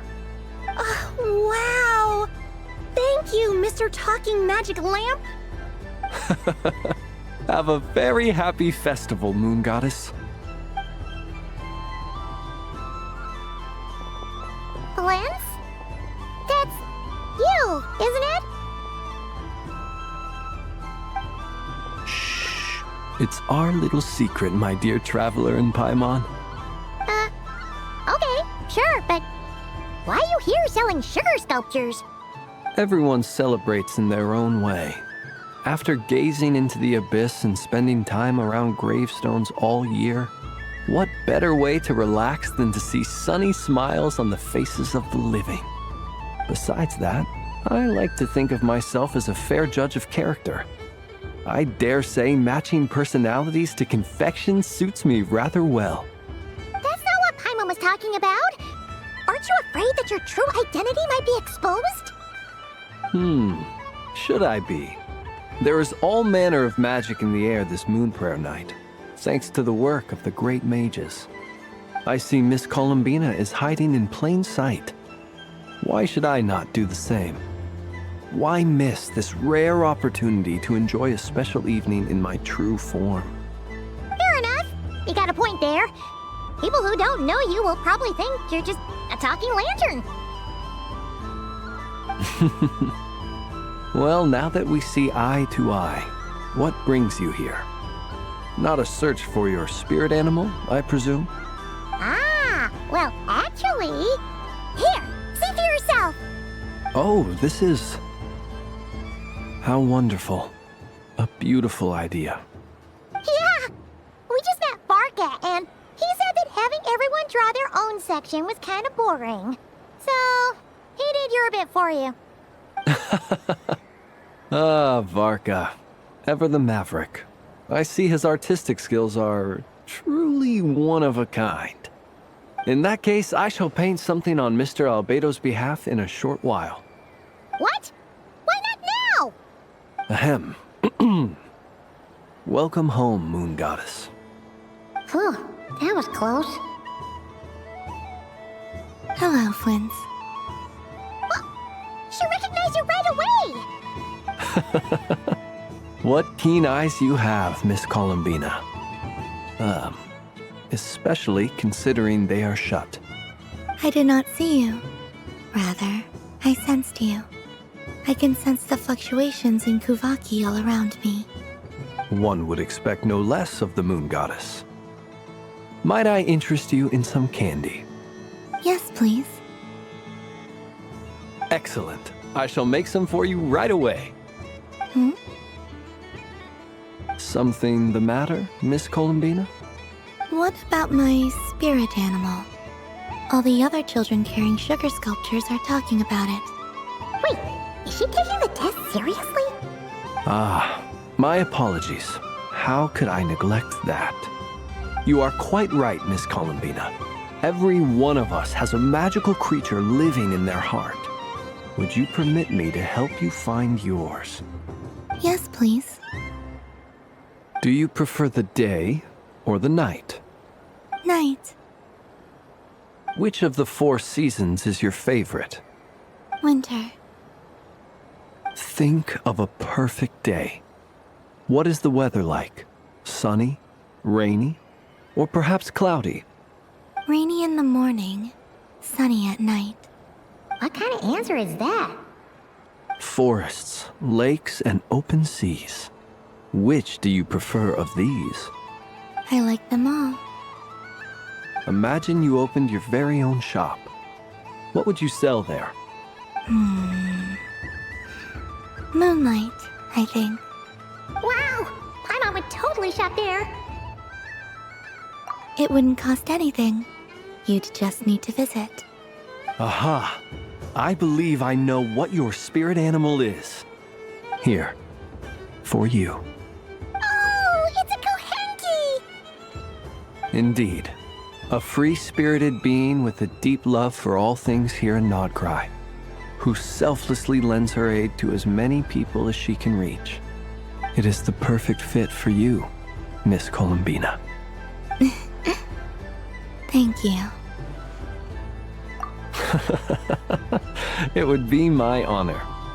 But you shall have to forgive me. We have known each other for quite some time. I doubt there is any answer I could give that would come as a surprise to you. So instead, would you accept this sugar sculpture as a token of our friendship? It's a lantern. Hey, why don't you two go enjoy your candy over there?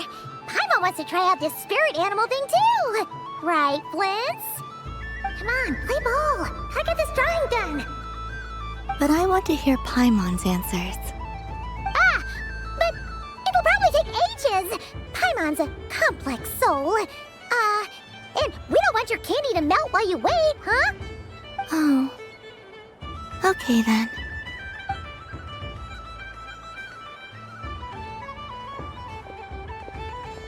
Phew. Nice excuse, Lady Paimon. That was some quick thinking. Yeah, no thanks to you. A little help next time.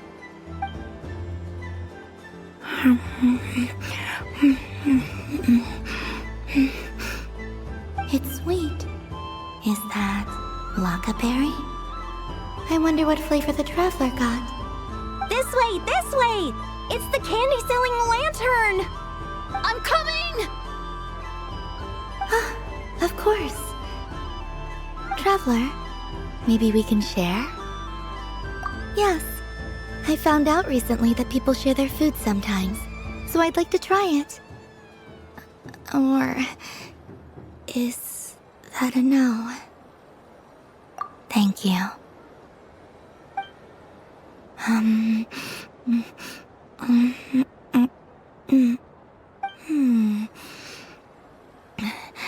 Yours is a little more sour than mine.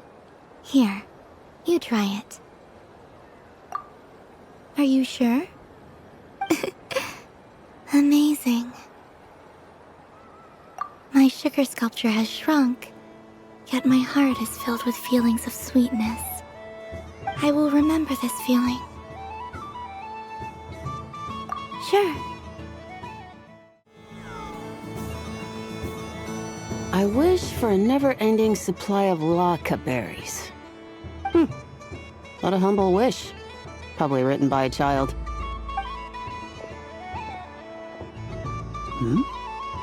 Is that Lama the Moon Chanter?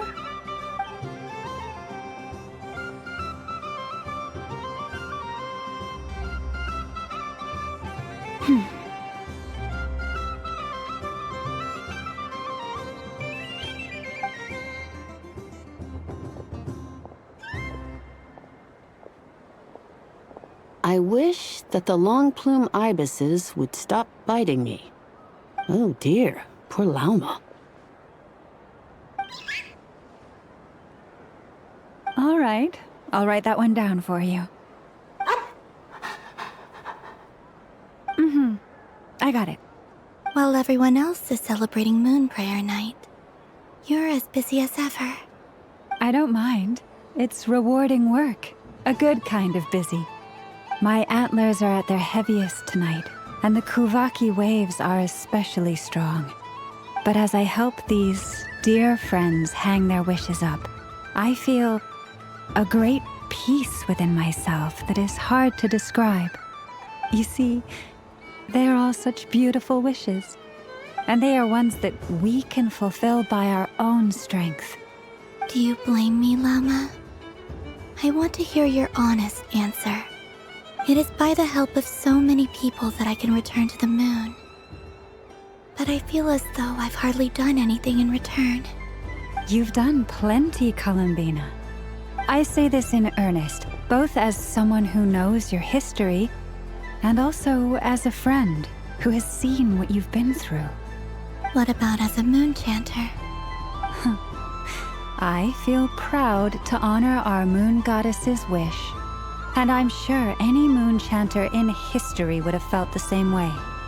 Thank you for your kind words, Lama. But... Since you asked for my honesty, I won't lie to you. My feelings are mixed right now. Besides pride, I also feel... I suppose it's... a reluctance to let go. Once you return to the moon, we will be far apart and separated by a false sky.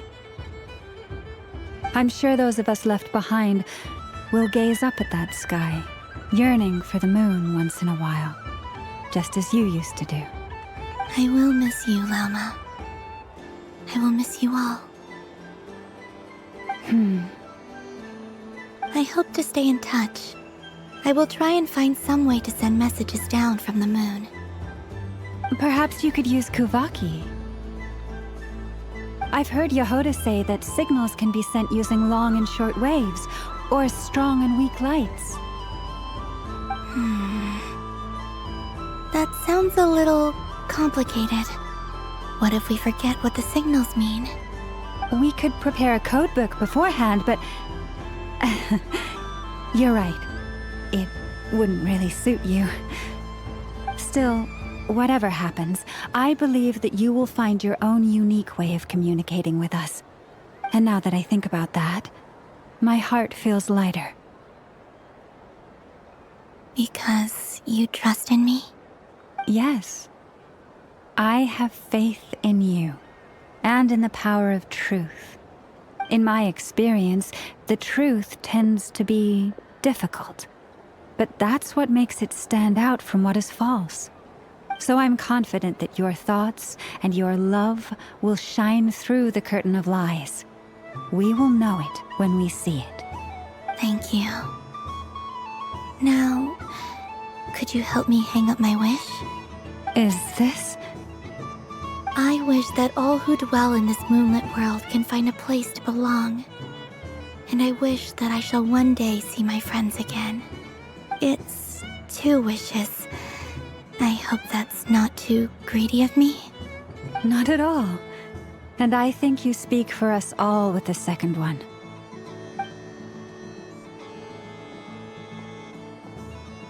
I shall continue to pray until the day that all of these wishes come true.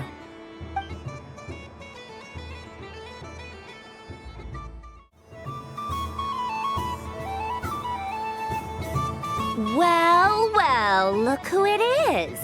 I heard someone went and disappeared on us the moment we let her out of our sight. They looked all over for you.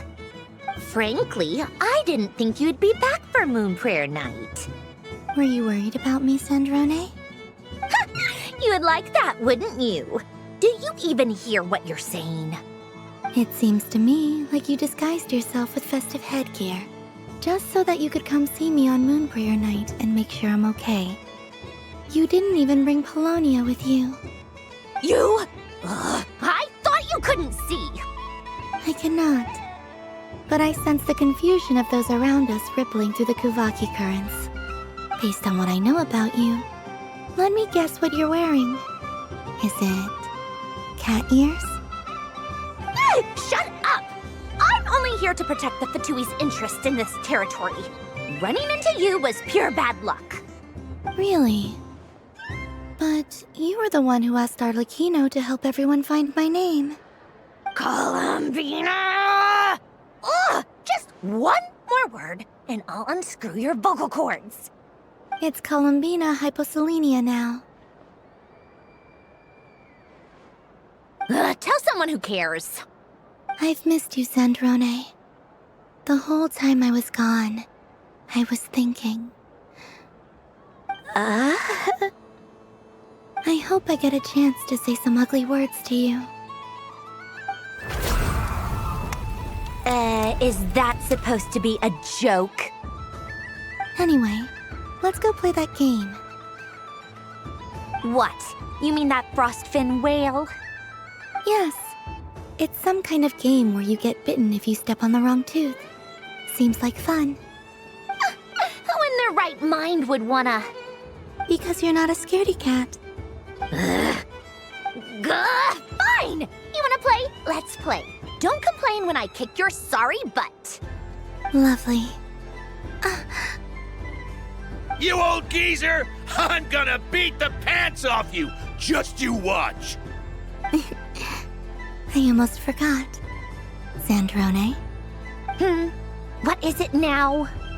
You'd better not lose, or I'm going to beat your head in. What?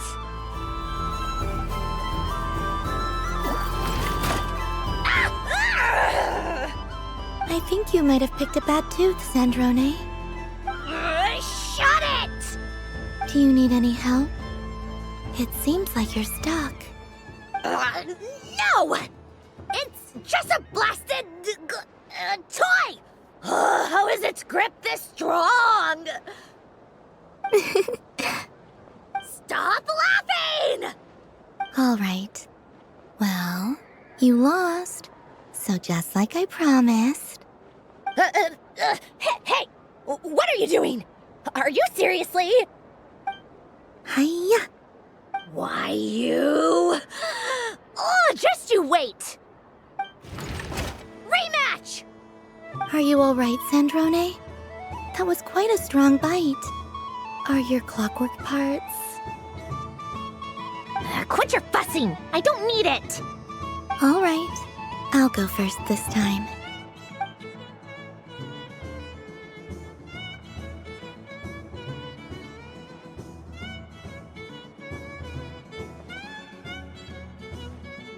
I see it now.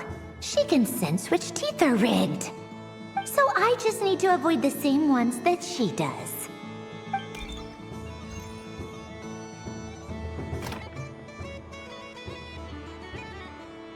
This one...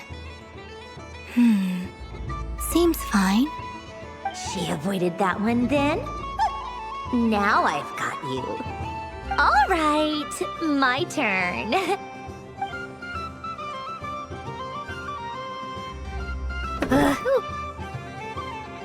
What?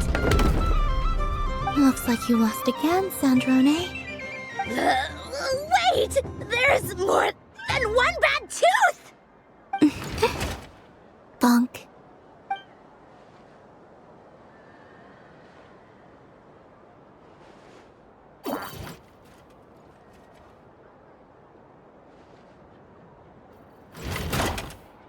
Stupid game! What idiot came up with this? Are you alright, Sandrone? You said some nasty things just now. Oh, I'm peachy.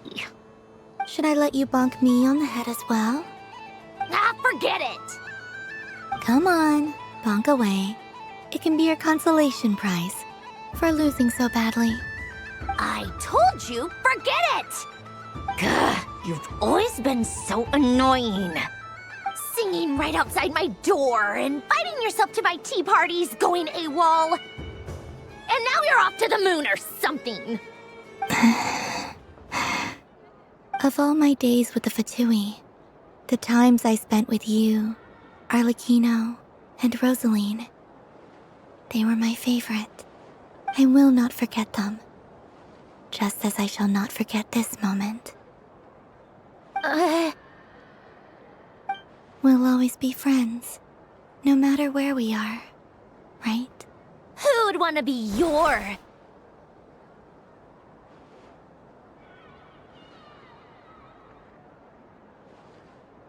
I'll miss you, Sandrone.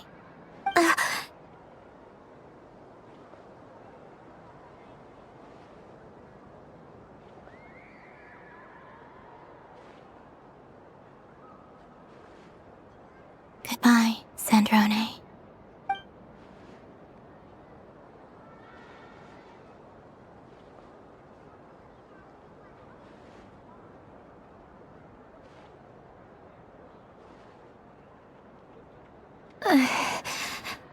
I'll miss you too, Columbina. Sorry, what was that? Ah! Ah! Yeesh! No need to freak out. What's wrong? We've been looking everywhere for you. What do you want? Oh, nice ears.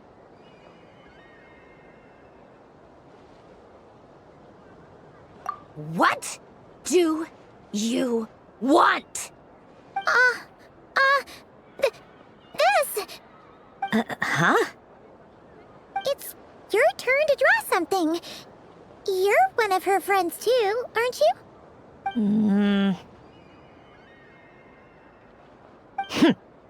Doesn't know how lucky she is. Traveler. Hey there, Columbina!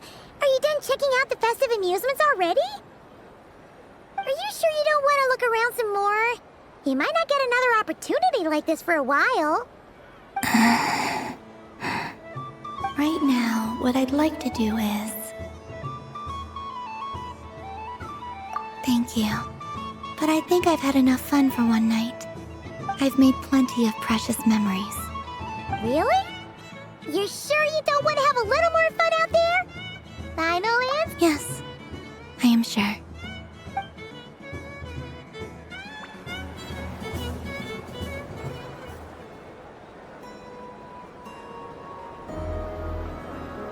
This was the most fun I've ever had on a moon prayer night.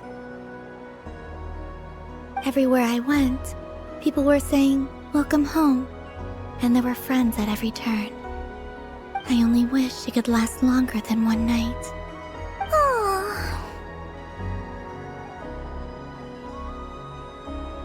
Yes, you're right. The moon prayer blossoms. Ooh, look! Look! Moon prayer night has come.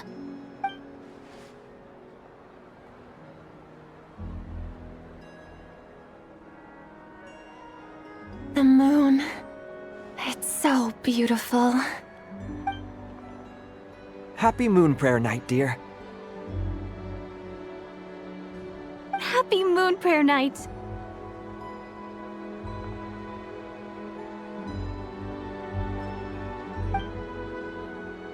Happy Moon Prayer Night.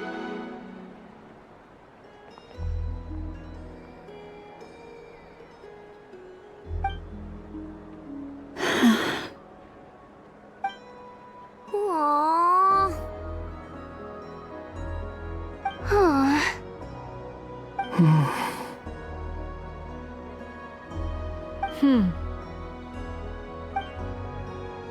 Huh.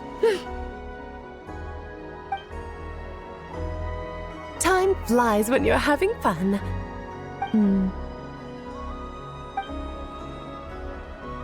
Oh.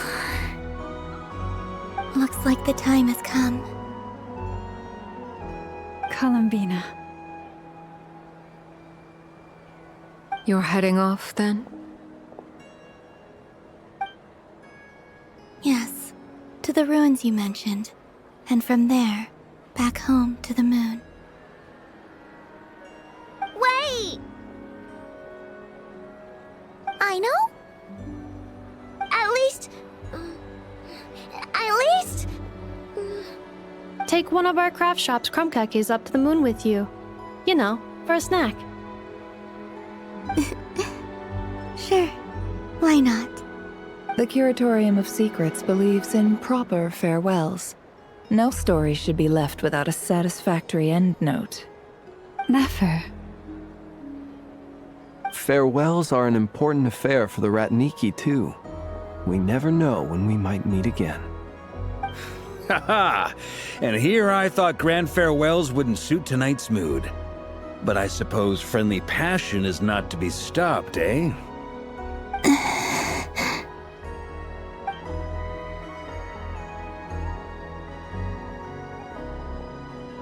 We made a little something for you, Columbina. Ta-da! What is it? A Moon Prayer Night greeting card with drawings by all of your friends. You did mention that you'd like a portrait done, so I took the liberty of creating one for you. I, meanwhile, did the portrait of Mr. Albedo, and Mr. Varka did the same for me. I mean, I think my work was pretty true to life, don't you think? The picture of Ashru was my doing. The two of you seem to get along rather well. Wait, was I the only one who did a full-body picture? That's so embarrassing. I did pictures of me and Anefa. I did my own portrait and one for Hat Guy. Plus, there's the two mages, Arlecchino and Sandrone. So, if you ever miss us, just flip the card open and we'll all be right there with you. I don't know what to say. Thank you so much, everyone. This whole Moon Prayer Night was more than I could have ever asked for. It is the greatest gift I have ever received. Llama, I figured it out. Figured what out? Remember how the Frost Moon Scions used to use milk as invisible ink to write hidden messages? That was a very long time ago. Oh, are you saying? Yes. When I miss you all, I shall use moonlight in the same way, to write words that only you can see upon the moon itself. Wow, that sounds lovely. Quite. But how will we see them? Simply open your windows on nights when the moon shines bright, and the moonlight will naturally flow towards the words I have written. That sounds most fitting indeed. Very true to form. I'll try to write them in places that won't disturb your sleep. I, for one, would sleep all the better for having read one of your messages before settling down for the night. Exactly. So don't worry about disturbing anyone's sleep. Just promise you'll write to let us know you're okay, all right? All right. I promise.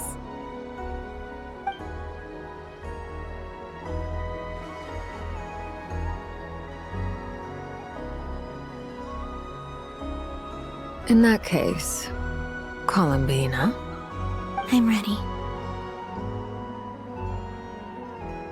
Very well. Let's go.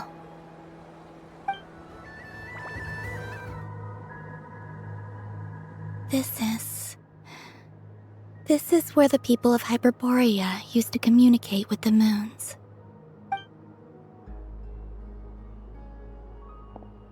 Eternal moon, frost moon, iridescent moon. When the power of all three converge, the gate to the moons shall open. Moon marrow preparations are complete. Only the final step remains. I'm sure Nasha Town is livelier than ever at this moment. Yeah, it's a shame you couldn't be there for it, but it's now or never, right? It's fine. I'm more than happy with this. My last piece of luggage. My only piece of luggage.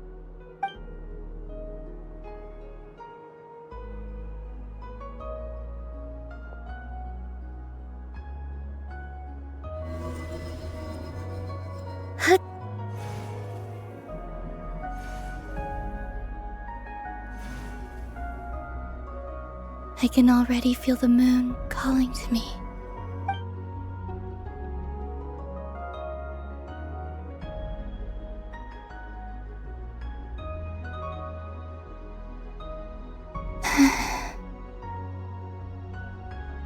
Your home lies on the far side of this light, Columbina. From now on, we will at last have a reason to pray to the true moon. Columbina. Yes? I'm listening. Be sure to come back and see us when you get the chance.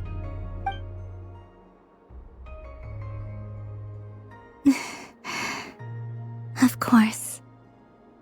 But if that chance doesn't come, then remember that you have friends on this planet. People who will miss Columbina. Yes, I will. Thank you for everything you've done for me. And remember, come night or day, the moonlight shall always connect us. Well then, farewell, my friends.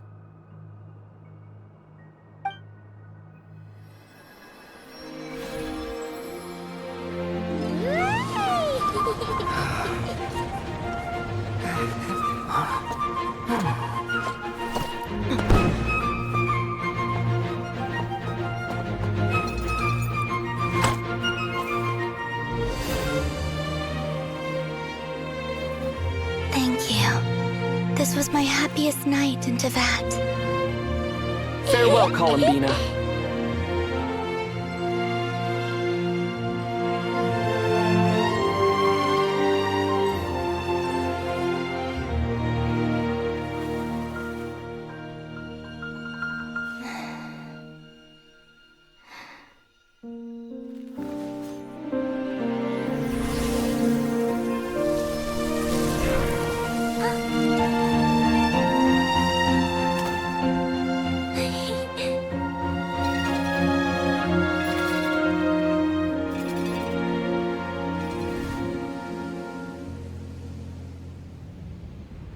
The moon really is closer than ever tonight.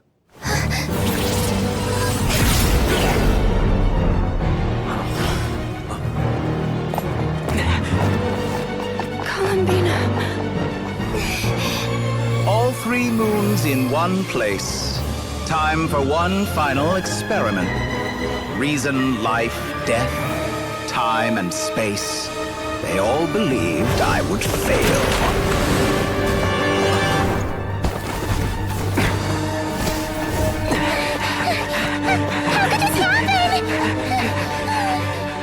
But Tevat's primordial power never did belong to the throne of heaven. And now, they are mine.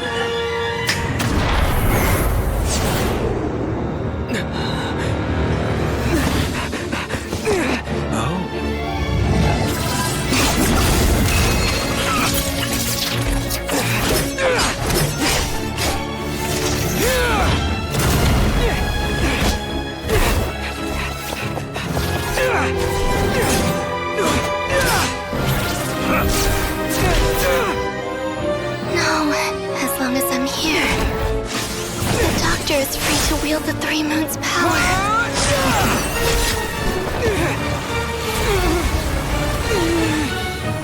It's the only way.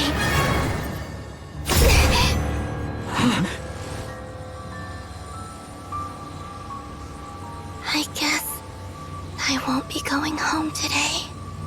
Columbina! No!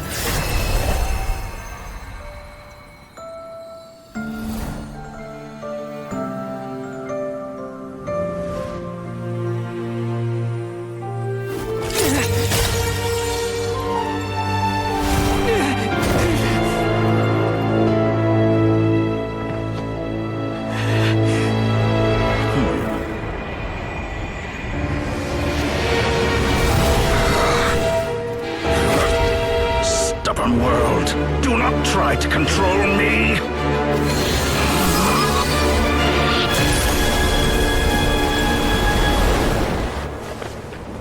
Columbina.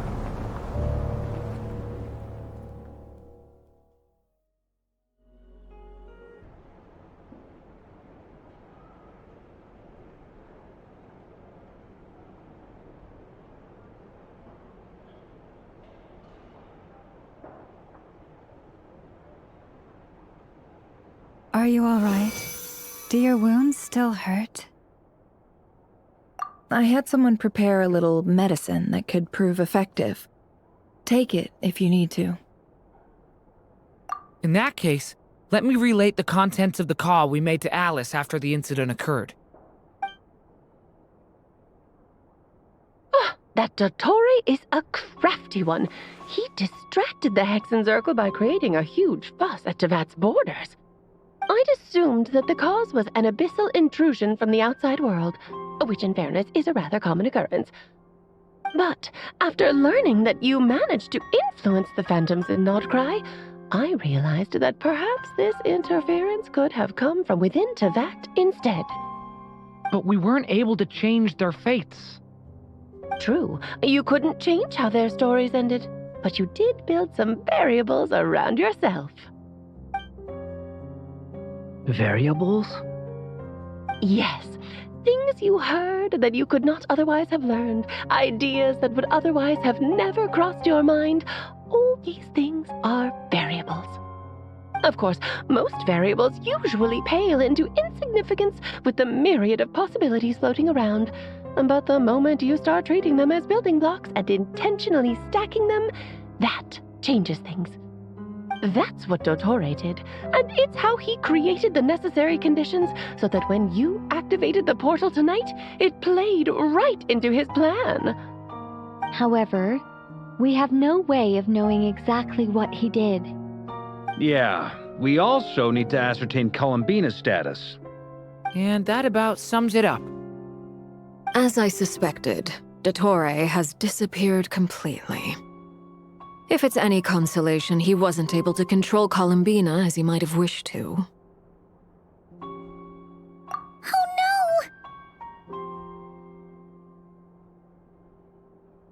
no! What? She did what? All we saw was Dottore appeared and used some kind of power. The next thing we knew, he and Columbina were gone and...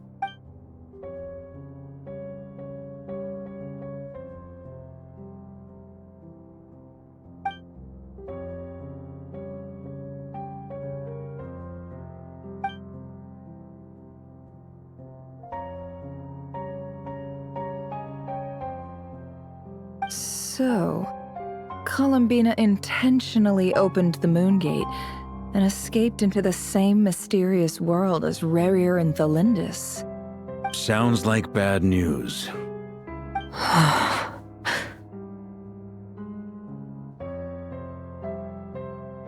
Seen in that way, the trilunar syzygy and Rerir's emergence, Dottore might have been pulling the strings in both cases. According to Miss Alice, he is attempting to transcend his destiny and finish an experiment that only a god might complete.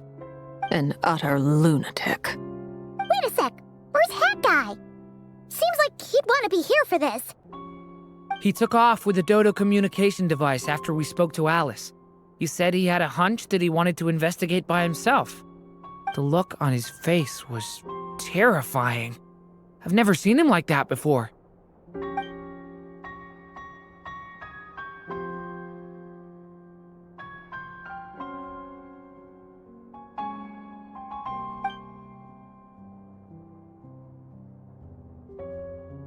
I'm back. Hat guy! I went to look for the Hyperborean phantoms again.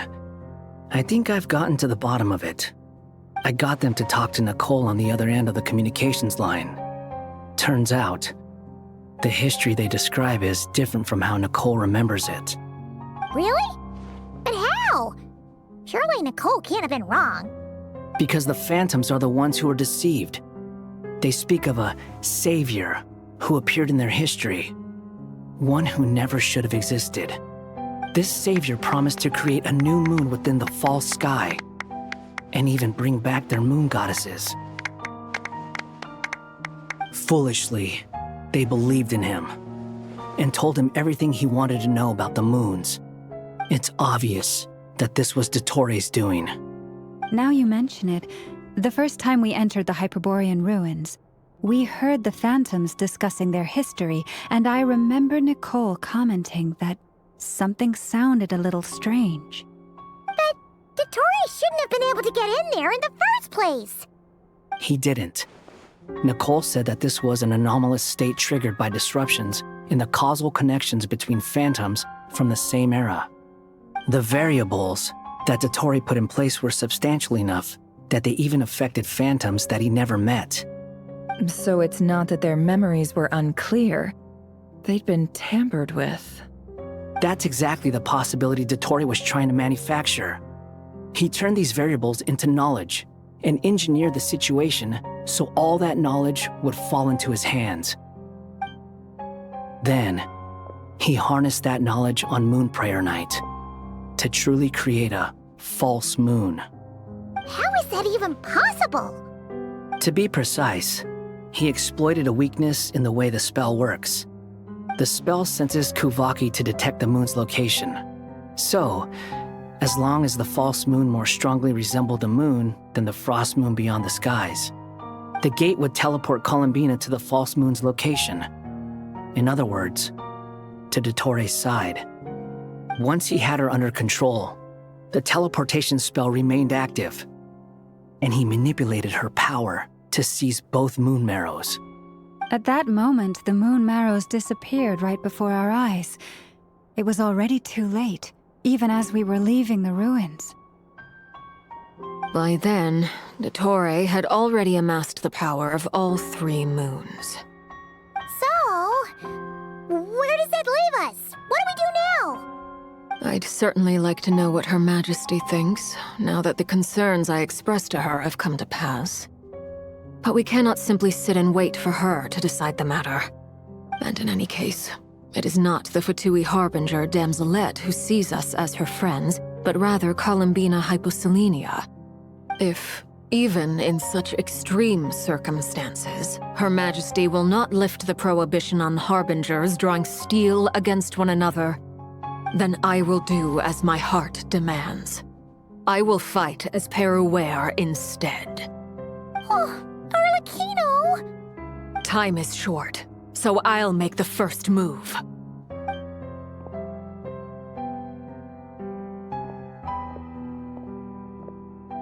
Whew. Even Arlecchino seems to be losing her cool now.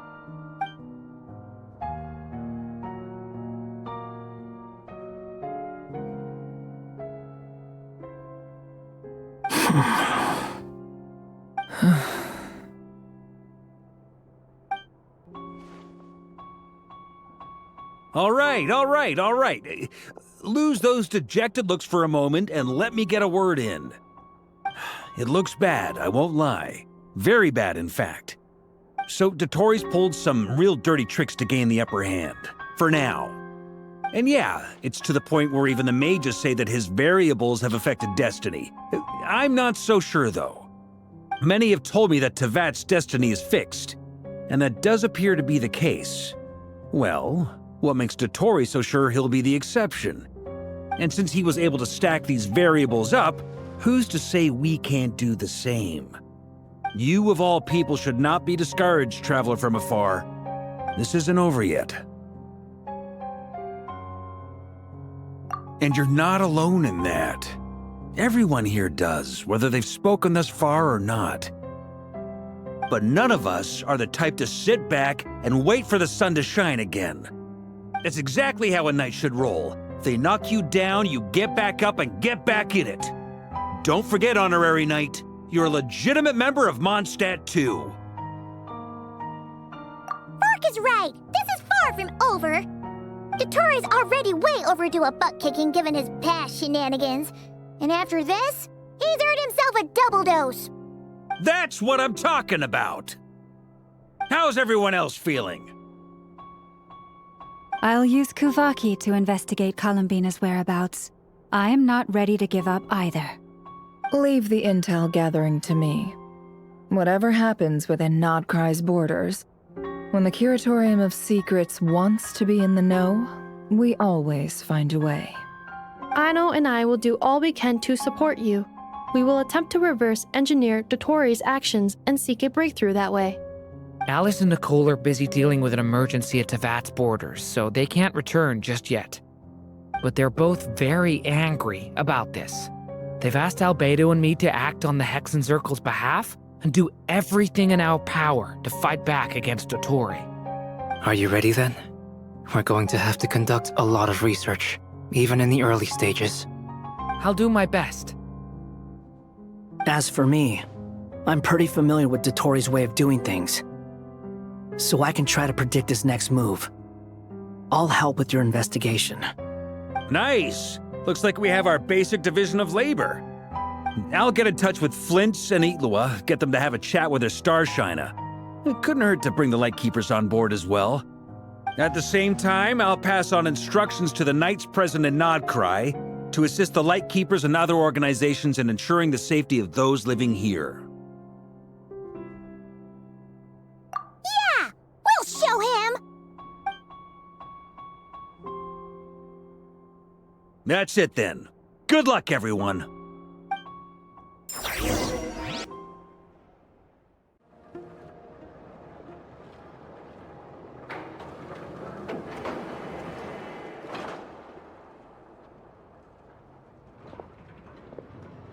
I never thought that Columbina would become my real name. It went from being a Fatui code name to something my friends call me. And remember, come night or day, the moonlight shall always connect us.